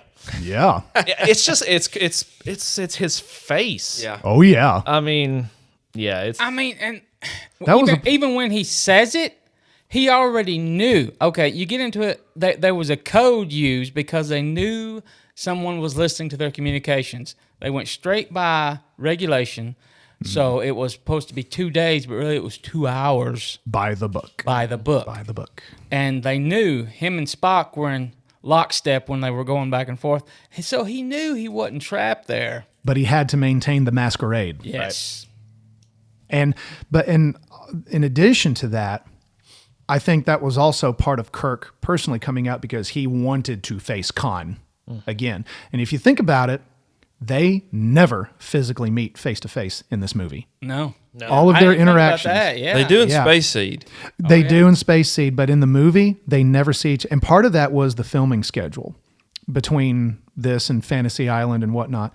But in a way, because this is a coming of age story and both of these guys are older, to me it makes sense that they never fight face to face, which that's what William Shatner more of a kinda chess pushed match. for. Yeah. Yeah. Yeah. Well, and it also Never goes mind. back to what Derek was talking about. This is literally like two submarines facing off each other. So Yeah. of course they'll never meet up with each other. Yeah, this is like an enemy below situation. Yes. Yeah, it's Hunt for Red October, or it's Yeah. U571, or What Das Kirk Boat. even, Yeah. he even says, you beam me there. You beam Yeah. me up. Yeah, take me. Yeah, take Or me you're on going to have to come down. Yeah, on the Enterprise, he says, "Take me, spare my crew," and then on Regula on the Moon, you're going to have to come down here. Yeah. He definitely was trying to separate him. So somebody elaborate on the true nature of Genesis, because this is the point in the story where we realize it's what it's really all about. So it's a device that's meant to terraform a planet or a dead moon. So I almost feel like it also creates life as well. right, because that was the point of the Genesis device, was it was supposed to be an answer to the question of overpopulation. what if we face overpopulation or lack of resource? What's a way to combat that problem? And that's how the Genesis device was created. And it was meant to be delivered like a torpedo. Once you shoot it into a lifeless planet or a dead moon, the terraforming process takes over and the planet eventually becomes habitable. It has climate zones. It has all the necessary functions between water and supporting life that you would need within a livable and breathable atmosphere. I guess it also alters the terrain as well, because I remember in the video of Dr. Showed the Marcus, mountains and it everything. was producing That's mountains right. and rivers and everything Yeah, like that. because even in the next movie, when they survey the planet, they discover it has all the different climate zones that the Earth has. Right. So we mentioned, though, briefly that where Spock makes the explanation that, if you shoot it into a planet that already has life, it's basically like a reset. So it has to destroy, and then it creates Burns. over top of it.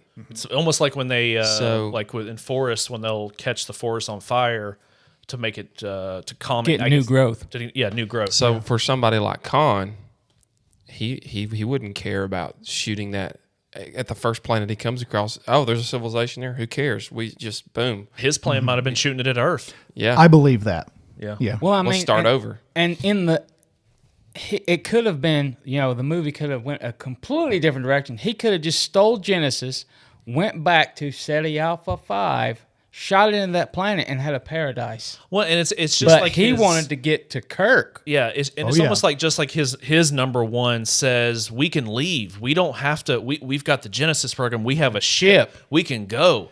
But He tries to says, be the no. voice of reason. Yeah. Yeah. He's like, I want my revenge, basically. Yeah, so this is where also you really get into the guts of the movie, which is it's clearly a revenge story. Yeah. And we've already touched on the maritime themes, but there's also a big time connection there with Moby Dick. And I don't know if you guys ever read. Ahab connection. Yes, the Ahab connection and the white whale. And that theme plays prominently throughout. In fact,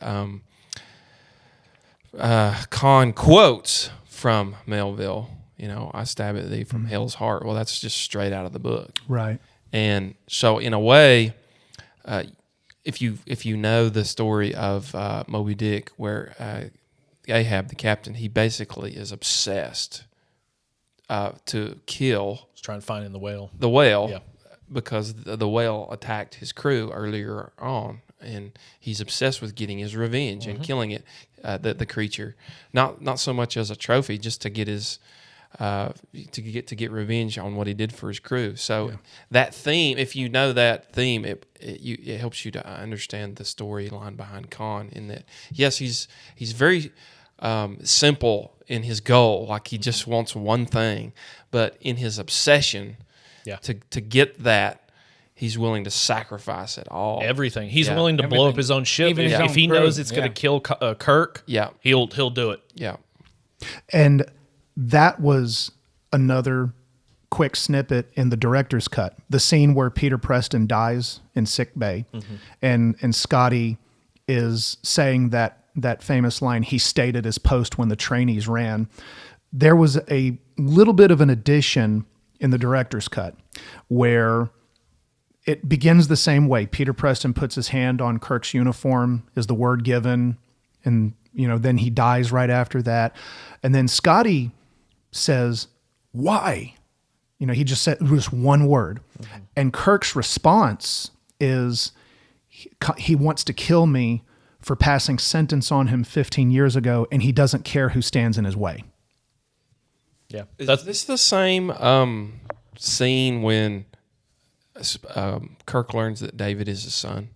In the cave on the It's all Or he knew who same. did. Yeah, it's the same one. He knew Yep. that he had a son. He knew about David, but he hadn't seen David in so long that he wouldn't know what he looked like. So that's when he goes up to Carol and he goes, "Is that David?" That's David. Well, and he says he was like, they sit down and he's like, "You told me to stay away," and I did. Right. I thought that was probably. I'm gonna go ahead and say that was probably. I think Kirk's best acting in this movie was that scene when he was talking to her just by themselves, saying he's. So what do you think is the point then of revealing that side of Kirk's story, that he has a son that he's never met, an adult son that he's never met before? Like, because I feel like the story could go on without David and without that, but so why do you think they introduced that?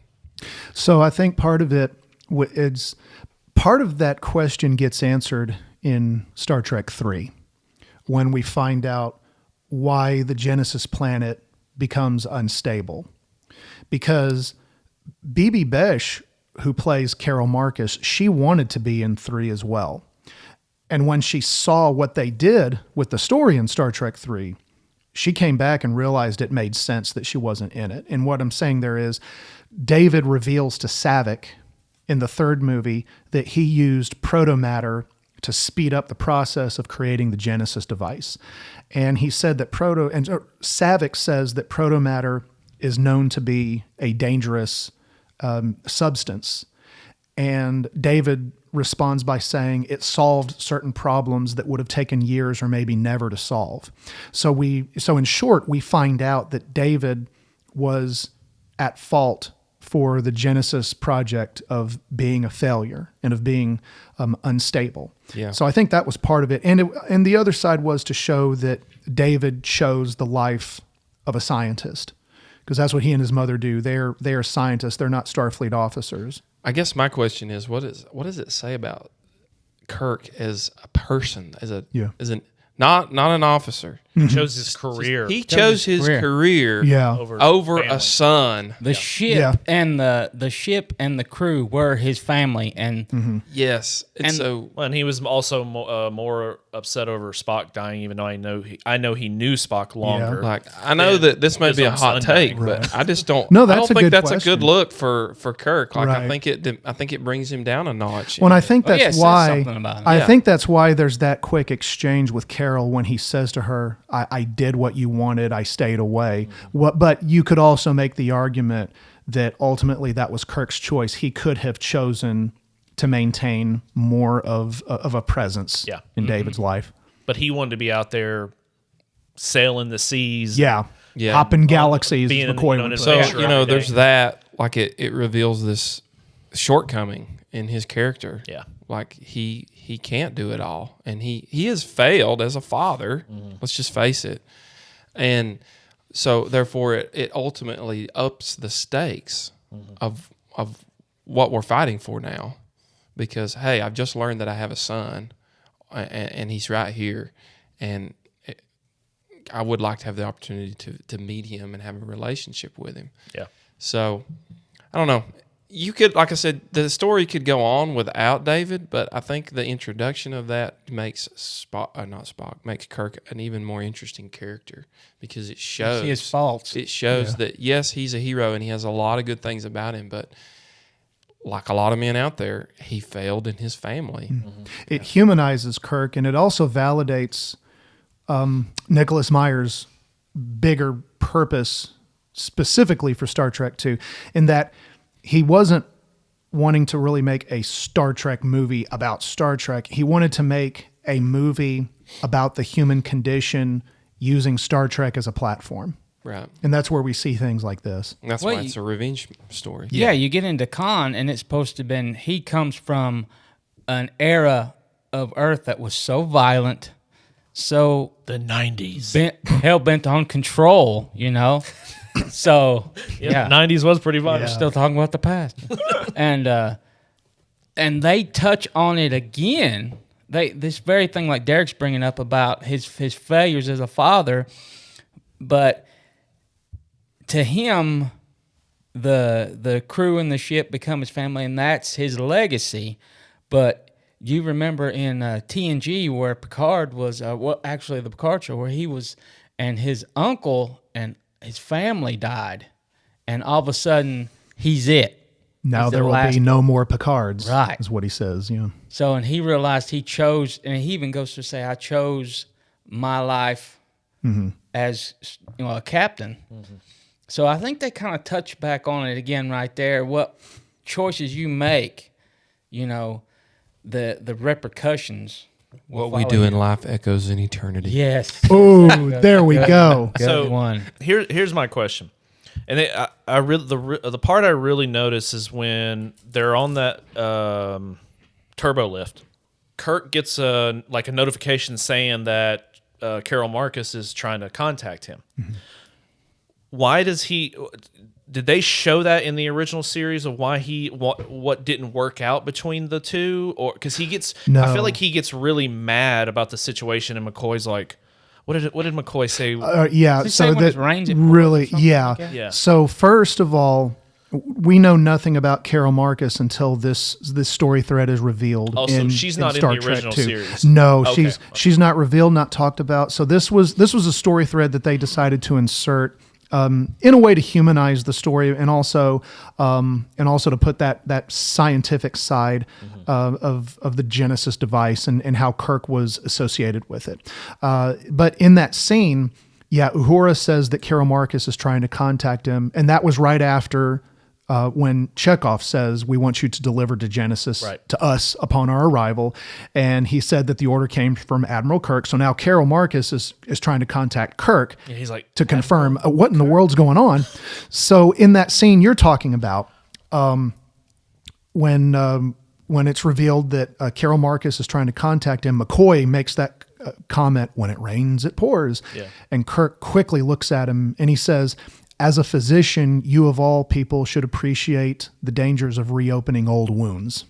Yeah. And So that's why I was saying I wasn't sure if something happened that they showed or whatever. Well, it's always been known, even in the series, that Kirk was A ladies' man? a ladies' man, or A womanizer. He was a womanizer. a female figure, because it always wasn't humans here, people. Right. There was a few times, couple squids. a couple of aliens, didn't matter to him. Couple xenomorphs. Well, my Yeah. interpretation of predators. And my interpretation of what took place there was, and Strange New Worlds in season 2 kind of peppers this a little bit. So we hear about Carol being pregnant with David. That's not a big spoiler, but in my interpretation of that, it goes back to their conversation where this was a simple situation of separation. I have this life I've decided I want to pursue, and you have found your calling. And there's just this incompatibility. And the way Kirk made it sound, this was not a pretty separation, but it happened nonetheless. And for their best interest, they've just remained apart.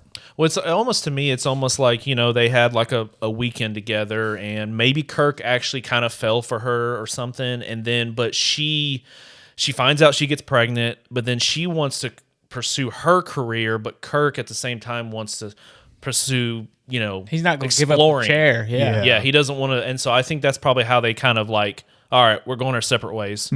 And, she reveals to him she's pregnant, but she's like, I've got this. You're good. You go explore the stars. Don't worry about me. Yeah. Essentially. Yeah. All right. So you guys want to move on to the final scene? Sure. All right. So final scene, Kirk contacts Spock and the Enterprise flees into the Mutara Nebula. Yes. Pursued by Khan. The Mutara Nebula. Inside the nebula, the ship engages in a treacherous game of cat and mouse, exchanging devastating blows. Let's see. As the Reliant teeters on destruction, Khan activates the Genesis program with a deadly countdown.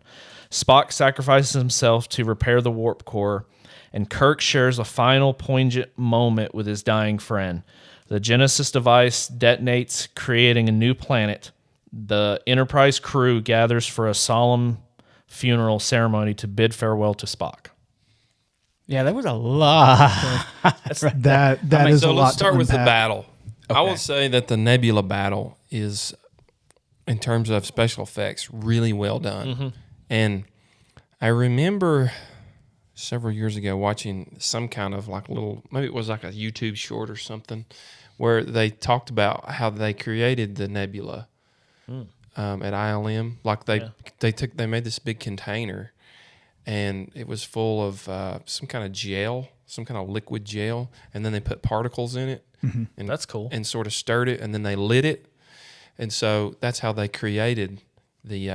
It was basically like some kind of dust that was floating in this big container, this gel, And some of it was salt as well. Yeah. Yeah, So but they you're right. That's how they created They the just effect. captured that filmed it footage. as And then they lit it, Yeah. filmed it as the backdrop, Yeah. and then of course they used the big models Yeah. on wires. Yeah. But What a cool job. that was Yeah. that was. I think that's visually this is the most stunning part of the movie, as you would want it to be as you reach the climax. But the battle in the nebula is pretty interesting because it makes it all about. It basically strips the two men down. Well, it's definitely and like the ships, submarines again. Yes, and it strips away a lot of the technology where you're flying blind. You don't have a lot of the advantage that you would normally have in open space, and so it sort of creates this. Again, Kirk is trying to find the upper hand in this, and so this gives him the ability to move around without being detected so much. So I really like that. I love the scene when they're first going into the nebula, and Khan doesn't know that Kirk's I on was just board. going to mention this. Go ahead. Dave. And he says they're slowing down. And then Khan notices his number one's like, why are we slowing down? Well, sir, if we go in there, our shields would be useless. And he's like starting to agree with him. He's like, oh, okay, I see what you're saying. We'll wait them to come out. And then, Kirk gets on there and says, he contacts him and says, Khan. He starts taunting him. I'm Yeah. laughing at the superior intellect. Oh, stabs Boy, him. does that Oh, set him off. man. Freaks Whoa. out. He's like, Full power. He knew. And he's like, sir, no. And then he just pushes Throws his him number off, one yeah. out of the way. Kirk says that one. Well, if it ain't one thing, he's It's consistent. consistent. And then that great Spock moment. We are now entering the Mutara Nebula. That's one of the best moments. Well, Derek, going back to what you were saying, that's what I was saying. I said this at the beginning. The special effects were just so amazing. Yes, that one scene of the ear was a little let down, but all the special effects in this movie, I think, still hold up so they were awesome. amazingly today. I know this is not a comparison, but let's say I watch Next Generation, the later seasons where the special effects are pretty good. Yeah. I think this is as good or even better. I mean, that's what I'm saying. I think the special effects are just so good in this movie. Yeah. So, just talking about how good the theme is, correct me if I'm wrong, but it seems like they have tried to recreate this magic over again in Star Trek because obviously the Khan-Kirk duel works really well, and they've obviously they rebooted it again with Star Trek Into Darkness, where they brought in Benedict Cumberbatch to play across Chris Pine. some will say that it didn't work as well. Again, you're entitled to your own opinion. I think in its own way, it's amazing. Yeah. But I agree. But then again, and it's been a long time since I've watched Nemesis. But then again, with like Nemesis, it's almost like they're trying again. Right. Picard and the with Borg. Picard Yeah. to try and Or in that resurrect case, this idea Picard of and his own clone. his own clone. Yeah. Yeah. So the mano a mano aspect of it and the very visceral showdown Yeah. is a well played thing that they've tried to bring back again, and which shows how powerful this was, and it worked. Well, I think the one thing I loved about it was, okay, so you take the '09 J.J. Abrams Star Trek movies. You know, when they're shooting phasers, it's like hardcore rock star, just full on action movie where it's just shooting, you know, like a machine gun shoots. But in this one, it's just like when the phasers are shooting, and I don't know, I'm actually leaning towards this one more than the. You can almost see, you know, it's not fast as light, Yes. but you can see the phaser blast going towards somebody. Yes. It's almost like watching an arrow. Yeah, it's great. I love it. I mean, Well, my take on that is you have to think about technological availability and how that forces you to be creative in other ways. So when we talk about the early Star Trek movies, when we talk about the original Star Wars trilogy, where we needed models and mock-ups and all of that, that in a big sense look real when you watch it on screen. Yeah. The way I've always seen it and believed, and even some of the people responsible for putting all that together have said so in documentaries, that because we were using models, because we didn't have all this CG, we had to become more creative in other ways, using models and using cameras to make these look the way they do.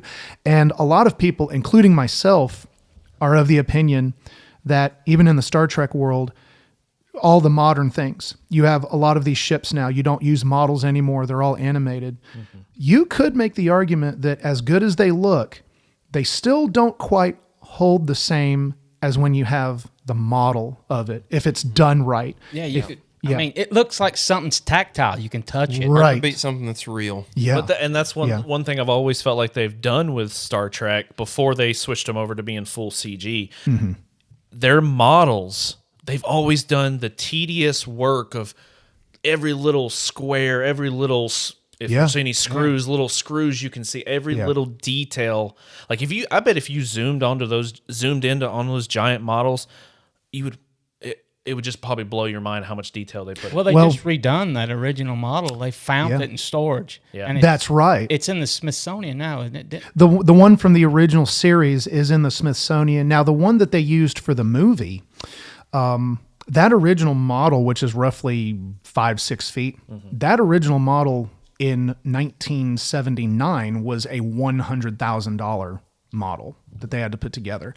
And I think for Star Trek II, they had to bring it back out of storage because it was used for, I want to say it was used for some Star Trek thing at Universal, if I'm right, where they had to repaint it because it had been painted over in some kind of metallic silver. Yeah.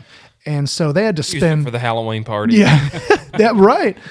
And they had to spend like roughly $250,000 repainting it and restoring it so that it would be screen worthy for Star Trek II. I mean, big shout out to the model makers. They had to take such pride in what they were doing. They used their hands, their imaginations, and they poured it into those models, and you can see it. Yeah. You can see it on screen. As far as like CG, I mean, I'm not saying CG ain't complicated, Right. but And had it you're not done, been for the you models, got we you wouldn't got have a it. program. But when these guys were done, you had a physical model right here. Yeah. You know, You could say CG has improved over the years vastly. Yeah. And we've all lived it. But I still think there's that tangibility, like you were saying. now they rely on it. It's Yeah. a crutch. Yeah. So are we ready to talk about the death scene? Ooh. We ready to broach that? Are we ready? Are we really Yeah. ready to bring it, Preston? That's- You got tissues over there? Yeah. Well, Yeah, let's go ahead and talk about it. and as we get there, Oh, I mean, we're there. This is the Yeah, final. It's one of the final scenes. and something, because there were all these rumors and urban myths going around, and I know we kind of talked about it earlier. It was leaked that Spock was going to die. They masqueraded it at the beginning of the movie where he, quote, dies in the simulator. And then Kirk sees Spock a minute later and he goes, "Aren't you dead?" Yeah. You know? And so that was meant for a sense of relief for the fans. So if you're sitting in the theater on June 4th of 1982 and you see that moment, you're thinking to yourself, "Oh, he's good. He's not going to die." Wow, It they were was- setting them up for Yeah. the big haymaker later on. No, now, But I the leak. I don't think it could have happened any better way though. Oh no, yeah, I think that's where we're yes, headed. I think if somebody doesn't die at the end of this movie, whether it's obviously we start here with Spock, but in the reboot it was Kirk. They flipped it. The movie loses so much of its emotional punch because Kirk has to lose. That's the whole point. He has to face death. Yes, he has to. He has to get in a situation where a sacrifice must be made. And to me, if you take that away, then it's just like a regular episode. Yeah. Yeah, the movie. Where they always find a way out, but in this one they don't, which is Yeah. great. It shows the cost Yes. of beating Khan. Yeah, he might have beat Khan, but he has to basically sacrifice one of his own to be able to do it. Yeah. Inadvertently. And he 'Cause did. he just- he he would have just never gets up- chose that. No. Yeah. No. Spock gets up and leaves the bridge. Kirk doesn't even notice it Yeah. Yeah. until he turns and Sees sees an the empty chair when McCoy says, you better Better hurry. hurry. Yeah. This is almost like what you would call the Wow, I fear just got victory. chills. Yeah. Yeah. Because he kept on yelling, "Scotty, you did it! You did it!" Yeah. And even then he's like, "Bless you, Scotty. Go salute." Yeah, as soon as he And saw then the they walk powers away. normal when in that Yep. screen, that Yeah. pixelated screen. Yeah. And Normal. that actor who says, "Sir, the mains are back online," that's Nicholas Guest, who was from Christmas Vacation. He played the neighbor. You got a lot of nerve talking to me like that, Griswold. Oh, that's funny. Yeah, that's the same nice, guy. nice tie. Yeah. But Well, on Spock's death, the rumor was leaked by Gene Roddenberry himself. Of course it was. Imagine Probably. that. And the reason Probably he bitter leaked, about that. Yeah. that, Because that he was didn't come why. up with the idea. Yeah. He was bitter because he was demoted to consultant and he was completely ignored throughout the whole making of the movie. So he turned around and leaked the notion of Spock's death at a convention. He let it out at a convention. And then that's when fans turned around and started sending death threats into Paramount. But on top of that, what people didn't understand was Leonard Nimoy was at a point in his life where he felt done playing Spock. No negative animosity or anything, but he just felt, okay, our lives are changing. I'm closed. I've got closure with Spock. So they had to convince him just to do this movie to begin with. And Harv Bennett approached Nimoy and he said, "What if we have a death scene that involves Spock going out in a blaze of glory?" Because the mentality was also, this might be the last installment of Star Trek ever. There was no notion of making another So movie. let's broach this with Star Wars.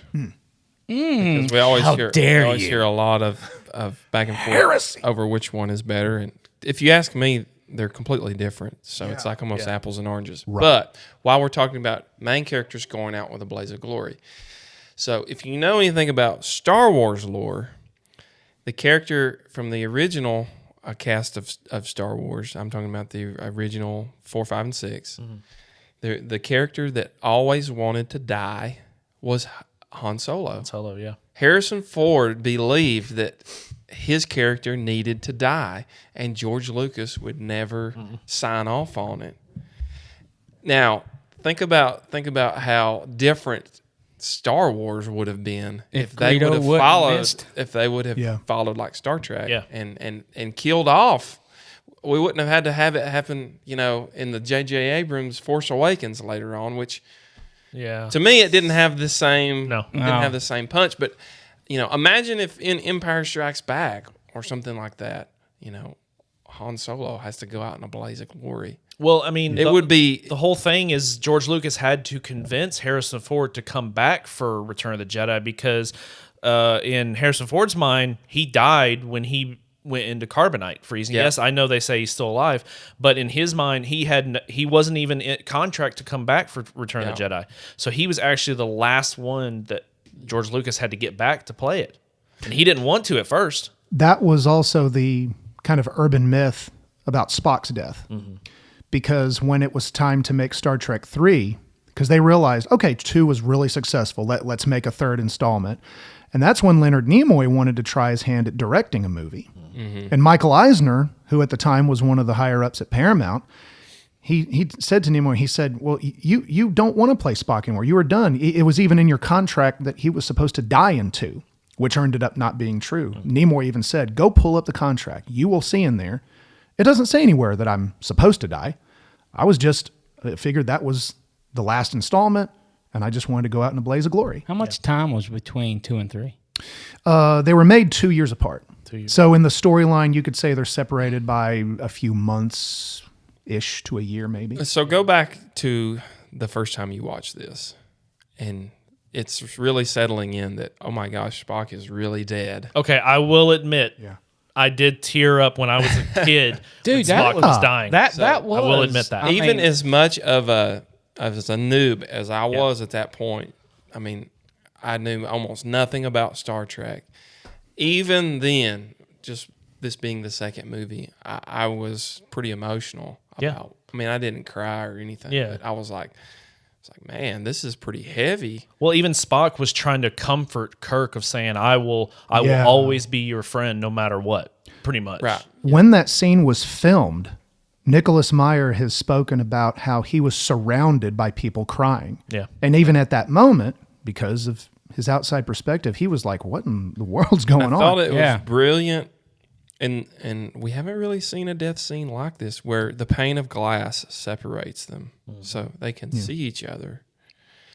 But there's no physical They couldn't embrace. really say goodbye. Yeah. Right. It's Well, and that concept of this glass separation has had quite a pop cultural impact over the decades. Even the Deadpool and Wolverine movie has that moment where Deadpool puts his hand on the glass when he's saying goodbye to Wolverine, and he's doing the Vulcan greetings After he shuts the door. Yeah, and he puts his hand on the glass, and I'm like, oh, how cool! That's a Star Trek 2 reference. Pop culture, man.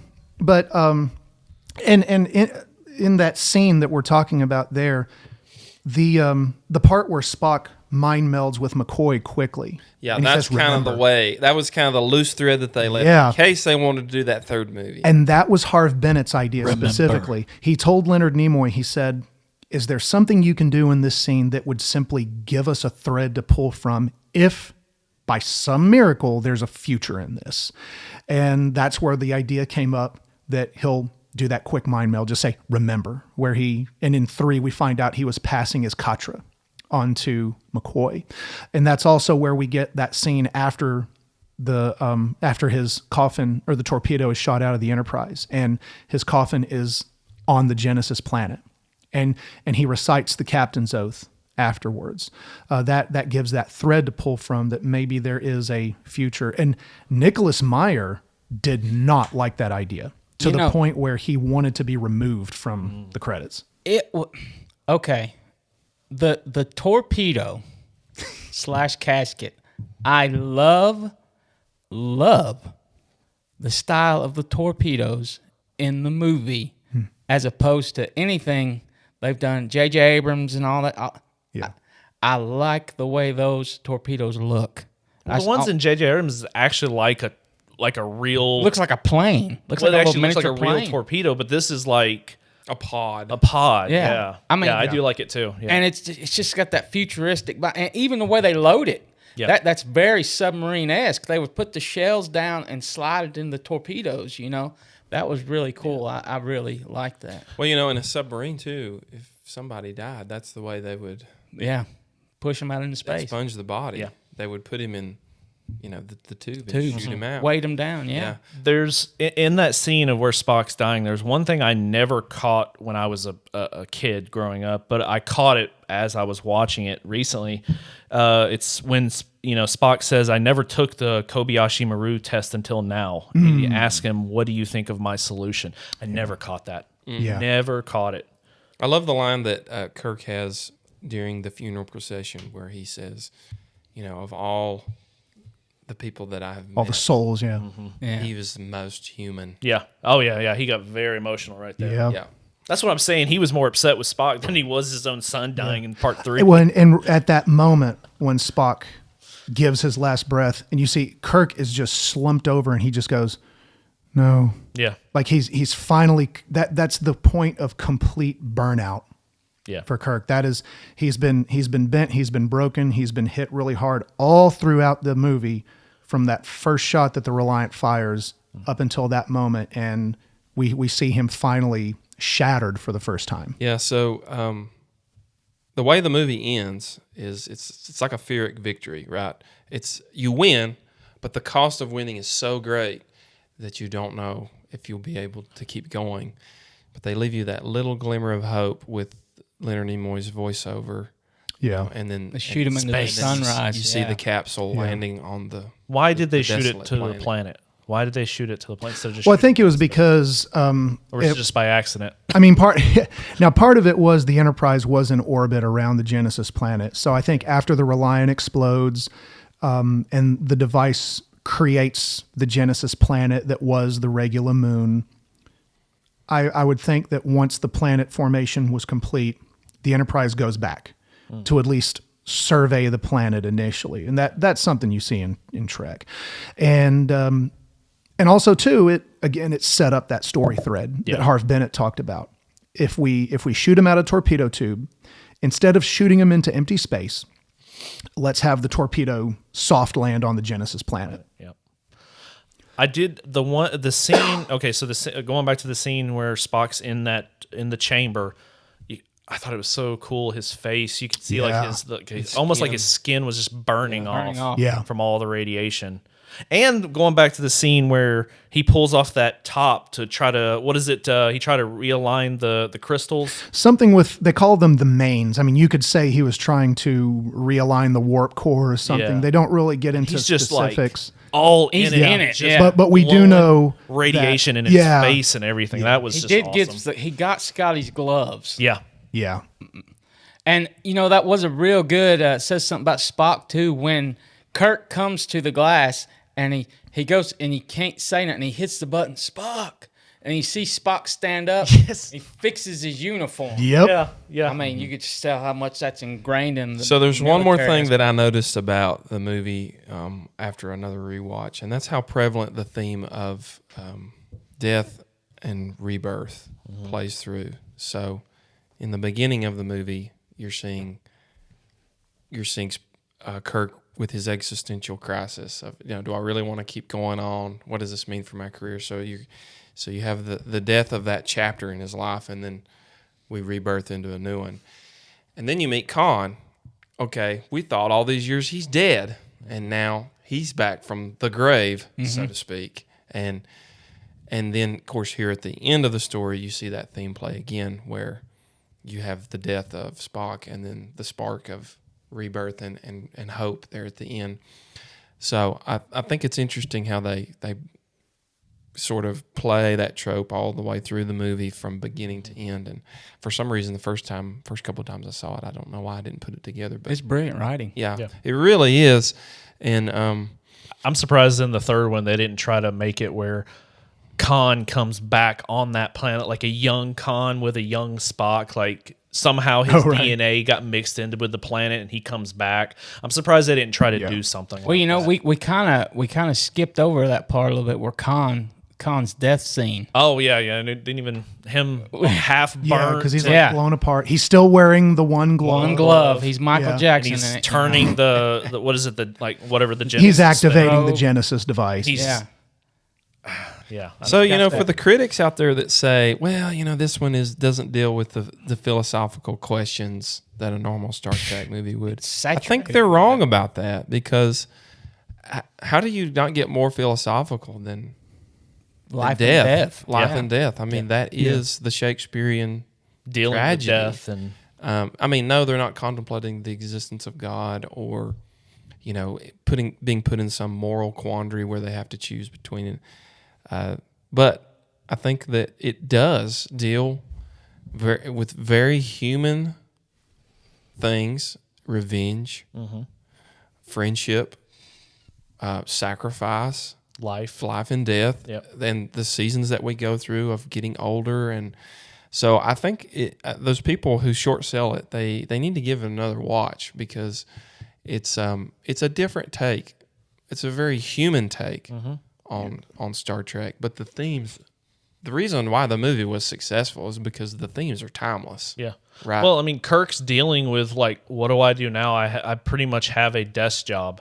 I used to be out exploring, going on adventures every single day, but now I'm older, and now I have a desk job. Well, you have that. He can't deal with it. You have that part where Kirk, and he faces it again when David comes in his room. He's going to read, and he pulls those glasses out, and they're broken, shattered. Yeah. He throws them on the table.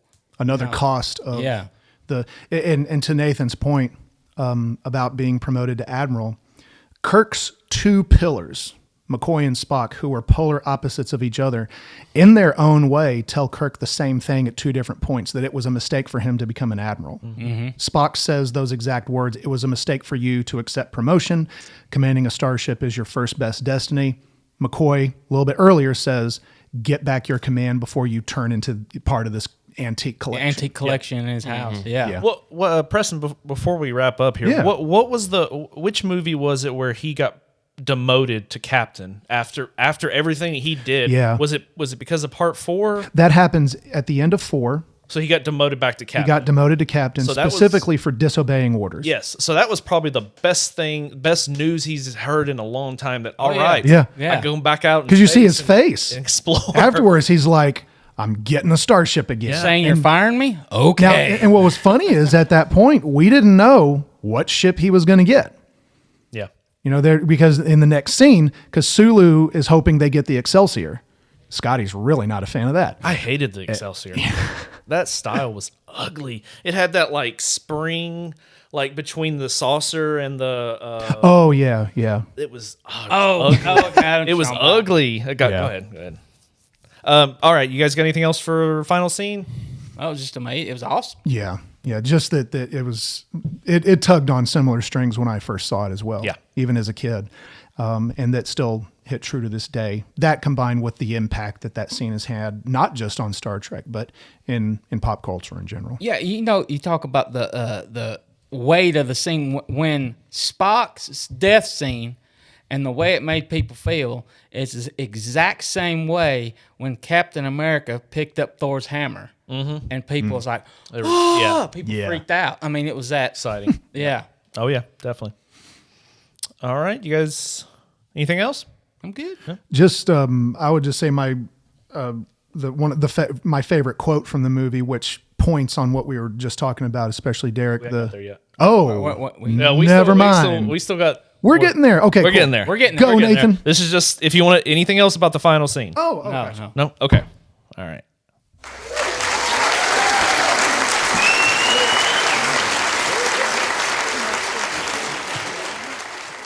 All right. So we're gonna next discuss our famous category. I think this is it. Did not know that. All right. So the demonstration of the effects of Genesis device on a barren planet was to be presented by using traditional animation, but Paramount Studios executive, I know we've talked a little bit about this, but asked for something more impressive. The scene was shot using an entire computer-generated sequence. The effects were produced by the graphics division of Lucasfilm. This division would later become an independent company under the name Pixar. Leonard Nimoy did not know about the final shot of Spock's coffin on the surface of the Genesis planet. He first saw this at the premiere, and he said that his first thought was, I'm going to be getting a phone call from Paramount. Yeah, that's true. It is a Star Trek running gag that there is a Federation embargo against Romulan ale. But this still doesn't prevent resourceful people like Dr. McCoy using medical privileges as a loophole from procuring some for Admiral Kirk as his birthday present. And many Star Trek captains and flag officers have, over the years in Star Trek canon, viewed it as something of a status symbol, much like Cuban cigars in the United States. I mean, Yeah. don't you think the Romans would have figured it out? How much some of this ale is missing? The neutral zone is not so neutral. Yeah. All right, so we're gonna do our final thoughts. So let's see, Doug. Let's start with you. What is your number one quote? My number one quote was when Khan was after the last thing he said was when he activated the Genesis device, and it was I know I'm gonna mess it up, but it was Shakespeare, wasn't it? It was Melville from Moby Dick. He said, "From hell's heart, I stab at thee." Yeah. And for hate's sake, I spit my last breath. Yeah, at that thee. and then he just kind of falls off this. That was awesome. I thought that was awesome. Derek, what's your? There's several really great quotes in this movie, and it's hard for me to choose. I really love Spock's line. I think it's toward the beginning where he talks about, well, logic would dictate that the needs of the many outweigh the needs of the few. Yeah. I love that, and that's something that he repeats many times through the series. Yeah.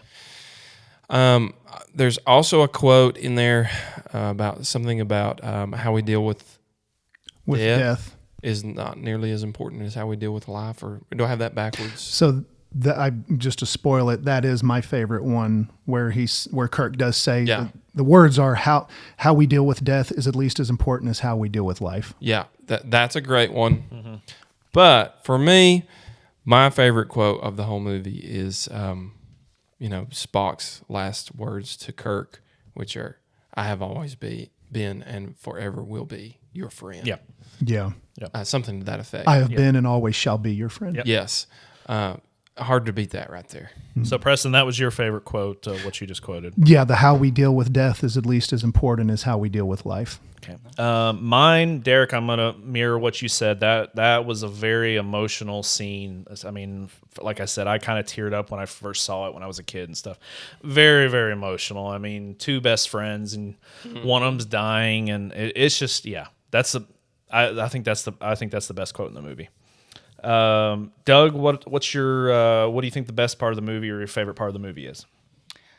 Favorite part of the movie was probably when they figure out how to take control back of the Reliant, when they puts the code in and takes control back. Little switches, the Yeah. toggles. And, So and he says that was something just for in case this happens, when we can keep someone from taking control back from a ship. And then the way we talked about earlier, talking about how they did how many takes to get him to turn around and say, "It's on its way." And Here it comes. Here it comes. Yeah. And then he takes back and he says, "You keep saying fire," and they keep flashing back to him, "Fire, fire," and he's just blowing them up. That was pretty awesome. That whole fight scene was great.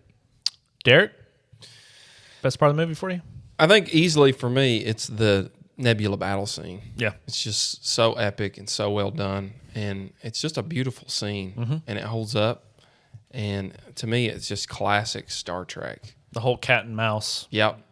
Hard to top that right there. Preston, what about you? Best part of the movie for you? I think the best part of the movie for me was the scene where Kirk and David reconcile. Okay. At the end, as father and son. Yeah. Because, we were talking about they had lived separately for so many years. And you see Kirk at his lowest point right there, to the point where he just says, "I know nothing." And that's where David responds by saying, "You knew enough to tell Savick that how we deal with death is at least as important as how we deal with life." And David's trying to be the encourager, because Kirk has been so self-sustaining for so long that he's got his own son coming in to try and be that encourager for him after everything that's happened. And the scene closes where David says to him, "I'm very proud to be your son." And then they hug and make amends. Yeah. So that was, to me, one of the most powerful scenes in the movie. Good pick. I'm going to say an honorable mention is the final scene between Spock and Kirk, the dying. That's up your there. Honorable mention. That's an honorable mention. But I think my favorite scene is when Khan realizes Kirk is not on the planet anymore, and he realizes he's back on the Enterprise. And Khan freaks out, just tells him to move forward, tells him to go, yeah. full power. And Full impulse. and his first is like, no. And he's like, get out of the way. I think that's my favorite scene right there is that. That's just, I love Khan. Yeah. Khan was great in this movie. Doug, what about favorite character? I'm going to have to go The eel. the little worm you stick on. No. I'd have to say Khan was my favorite character. Okay. He was a great villain. He was great. Yeah. Yeah, I do believe him to be Star Trek's greatest villain. Yeah, easily. And I would say that Derek? as it is with every superhero movie you've ever seen, the hero is only as good as the villain that opposes him. Mm-hmm. And in this case, to me, Khan is not only the most appealing victim, but he's the greatest foe that Kirk can ever go against. Yeah. And so I'm going to go with Khan. Okay. Preston? Yes, it's like a Neo versus Agent Smith Yeah. approach.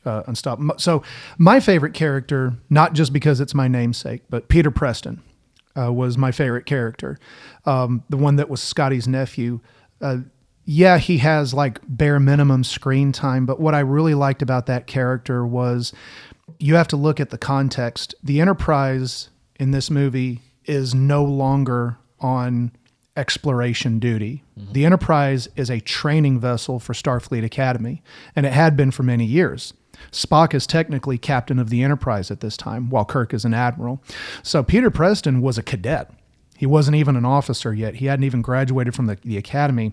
When Khan is attacking the Enterprise, all of the cadets are mad dashing out of engineering because it's decompressing. Nobody can breathe. They run out of there because, they're scared out of their minds, naturally. Peter Preston was the one who stayed at his post. And even after he dies, Scotty utters those words. He said he stayed at his post when the trainees ran. And so to me, I thought that was pretty powerful. And so that's why he's my favorite character. You need that uniform with the blood stain.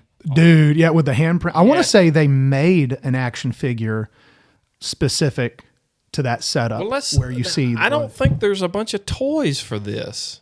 No, there wasn't. There's not much. So toys. There's a reason for that. Surprisingly. Yeah. So the reason being, when you go through the 1970s and even into the early 1980s, that's the era of the Spock helmet, which we have for the first movie on the wall. Oh yeah, you do have that. Now those were authentic, but the problem in the 70s and early 80s was that the reason there wasn't much of a toy line is because Paramount was handing out licenses for Star Trek toys like they were Skittles.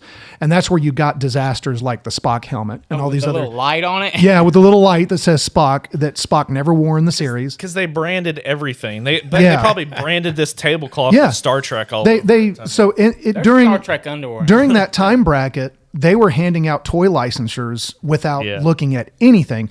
No quality control. So right. So when we get to once we start getting to the late 80s and early 90s, that's when they got serious about how they were going to license and distribute toys, starting with Galoob that did the next gen line.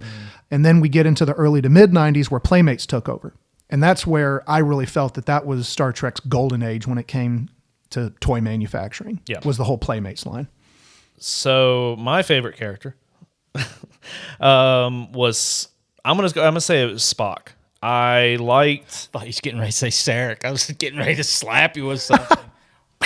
Well, honorable mention. No, Spock was just, I think this is top tier of Spock.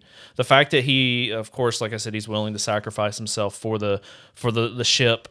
But he was also, it's almost like he was the straight version of Kirk. Kirk was willing to go and get crazy with anything, but Spock was like, no, we gotta go keep it straight and narrow. I don't even know if what I'm saying makes sense, but it's just... It doesn't. Spock's my favorite character. Spock is we call him the logician. Yes. Let's just end it there.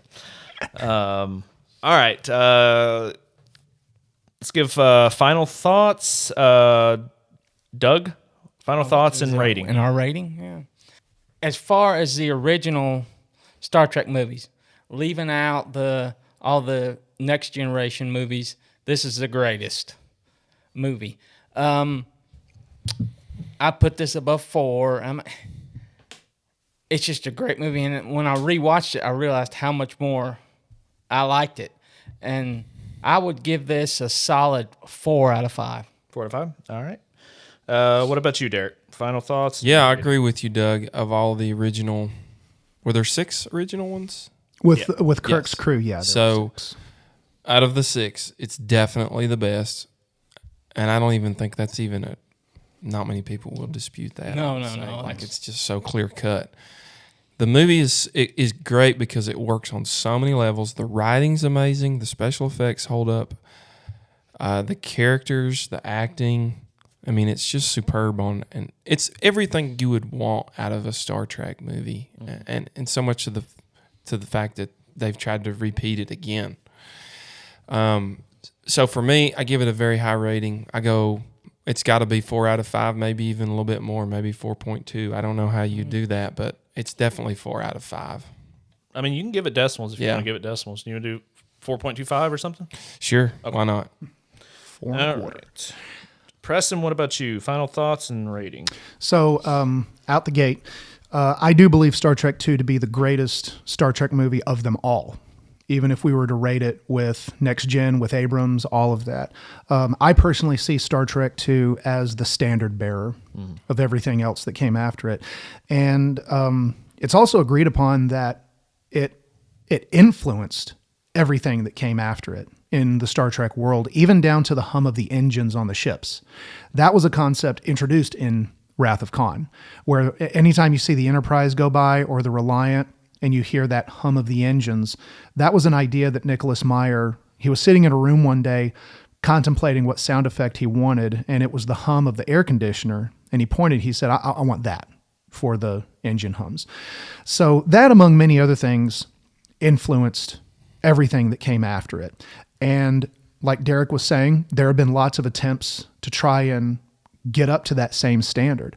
You could even say that season 3 of Star Trek Picard is the next generation's Wrath of Khan.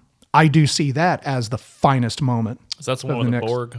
That's when he brings back That's the original. that's where we have the Borg. That was the final season of Picard. Oh, where- yeah. I'm sorry. I was thinking of Next Generation. Sorry. Right. No, well, the Borg are involved in that. But so I see that as the greatest Star Trek movie of all time. And I know I mentioned this to you guys. If y'all are familiar with Scott Mantz, who is a highly respected movie critic, rabid Star Trek and Star Wars fan, he's on record as saying that Star Trek II is to Star Trek what Empire Strikes Back is to Star Wars. It is the greatest of them all. Yeah, I could see No one's been able to touch it since then.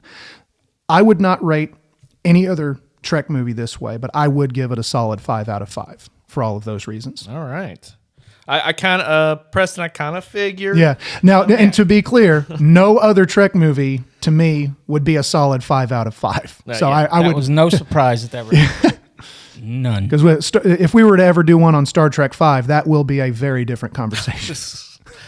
All right. So I watched this movie 3, maybe 4 times when I was doing this script and everything. I enjoy it so much. I mean, even when I was a kid, I did enjoy the movie.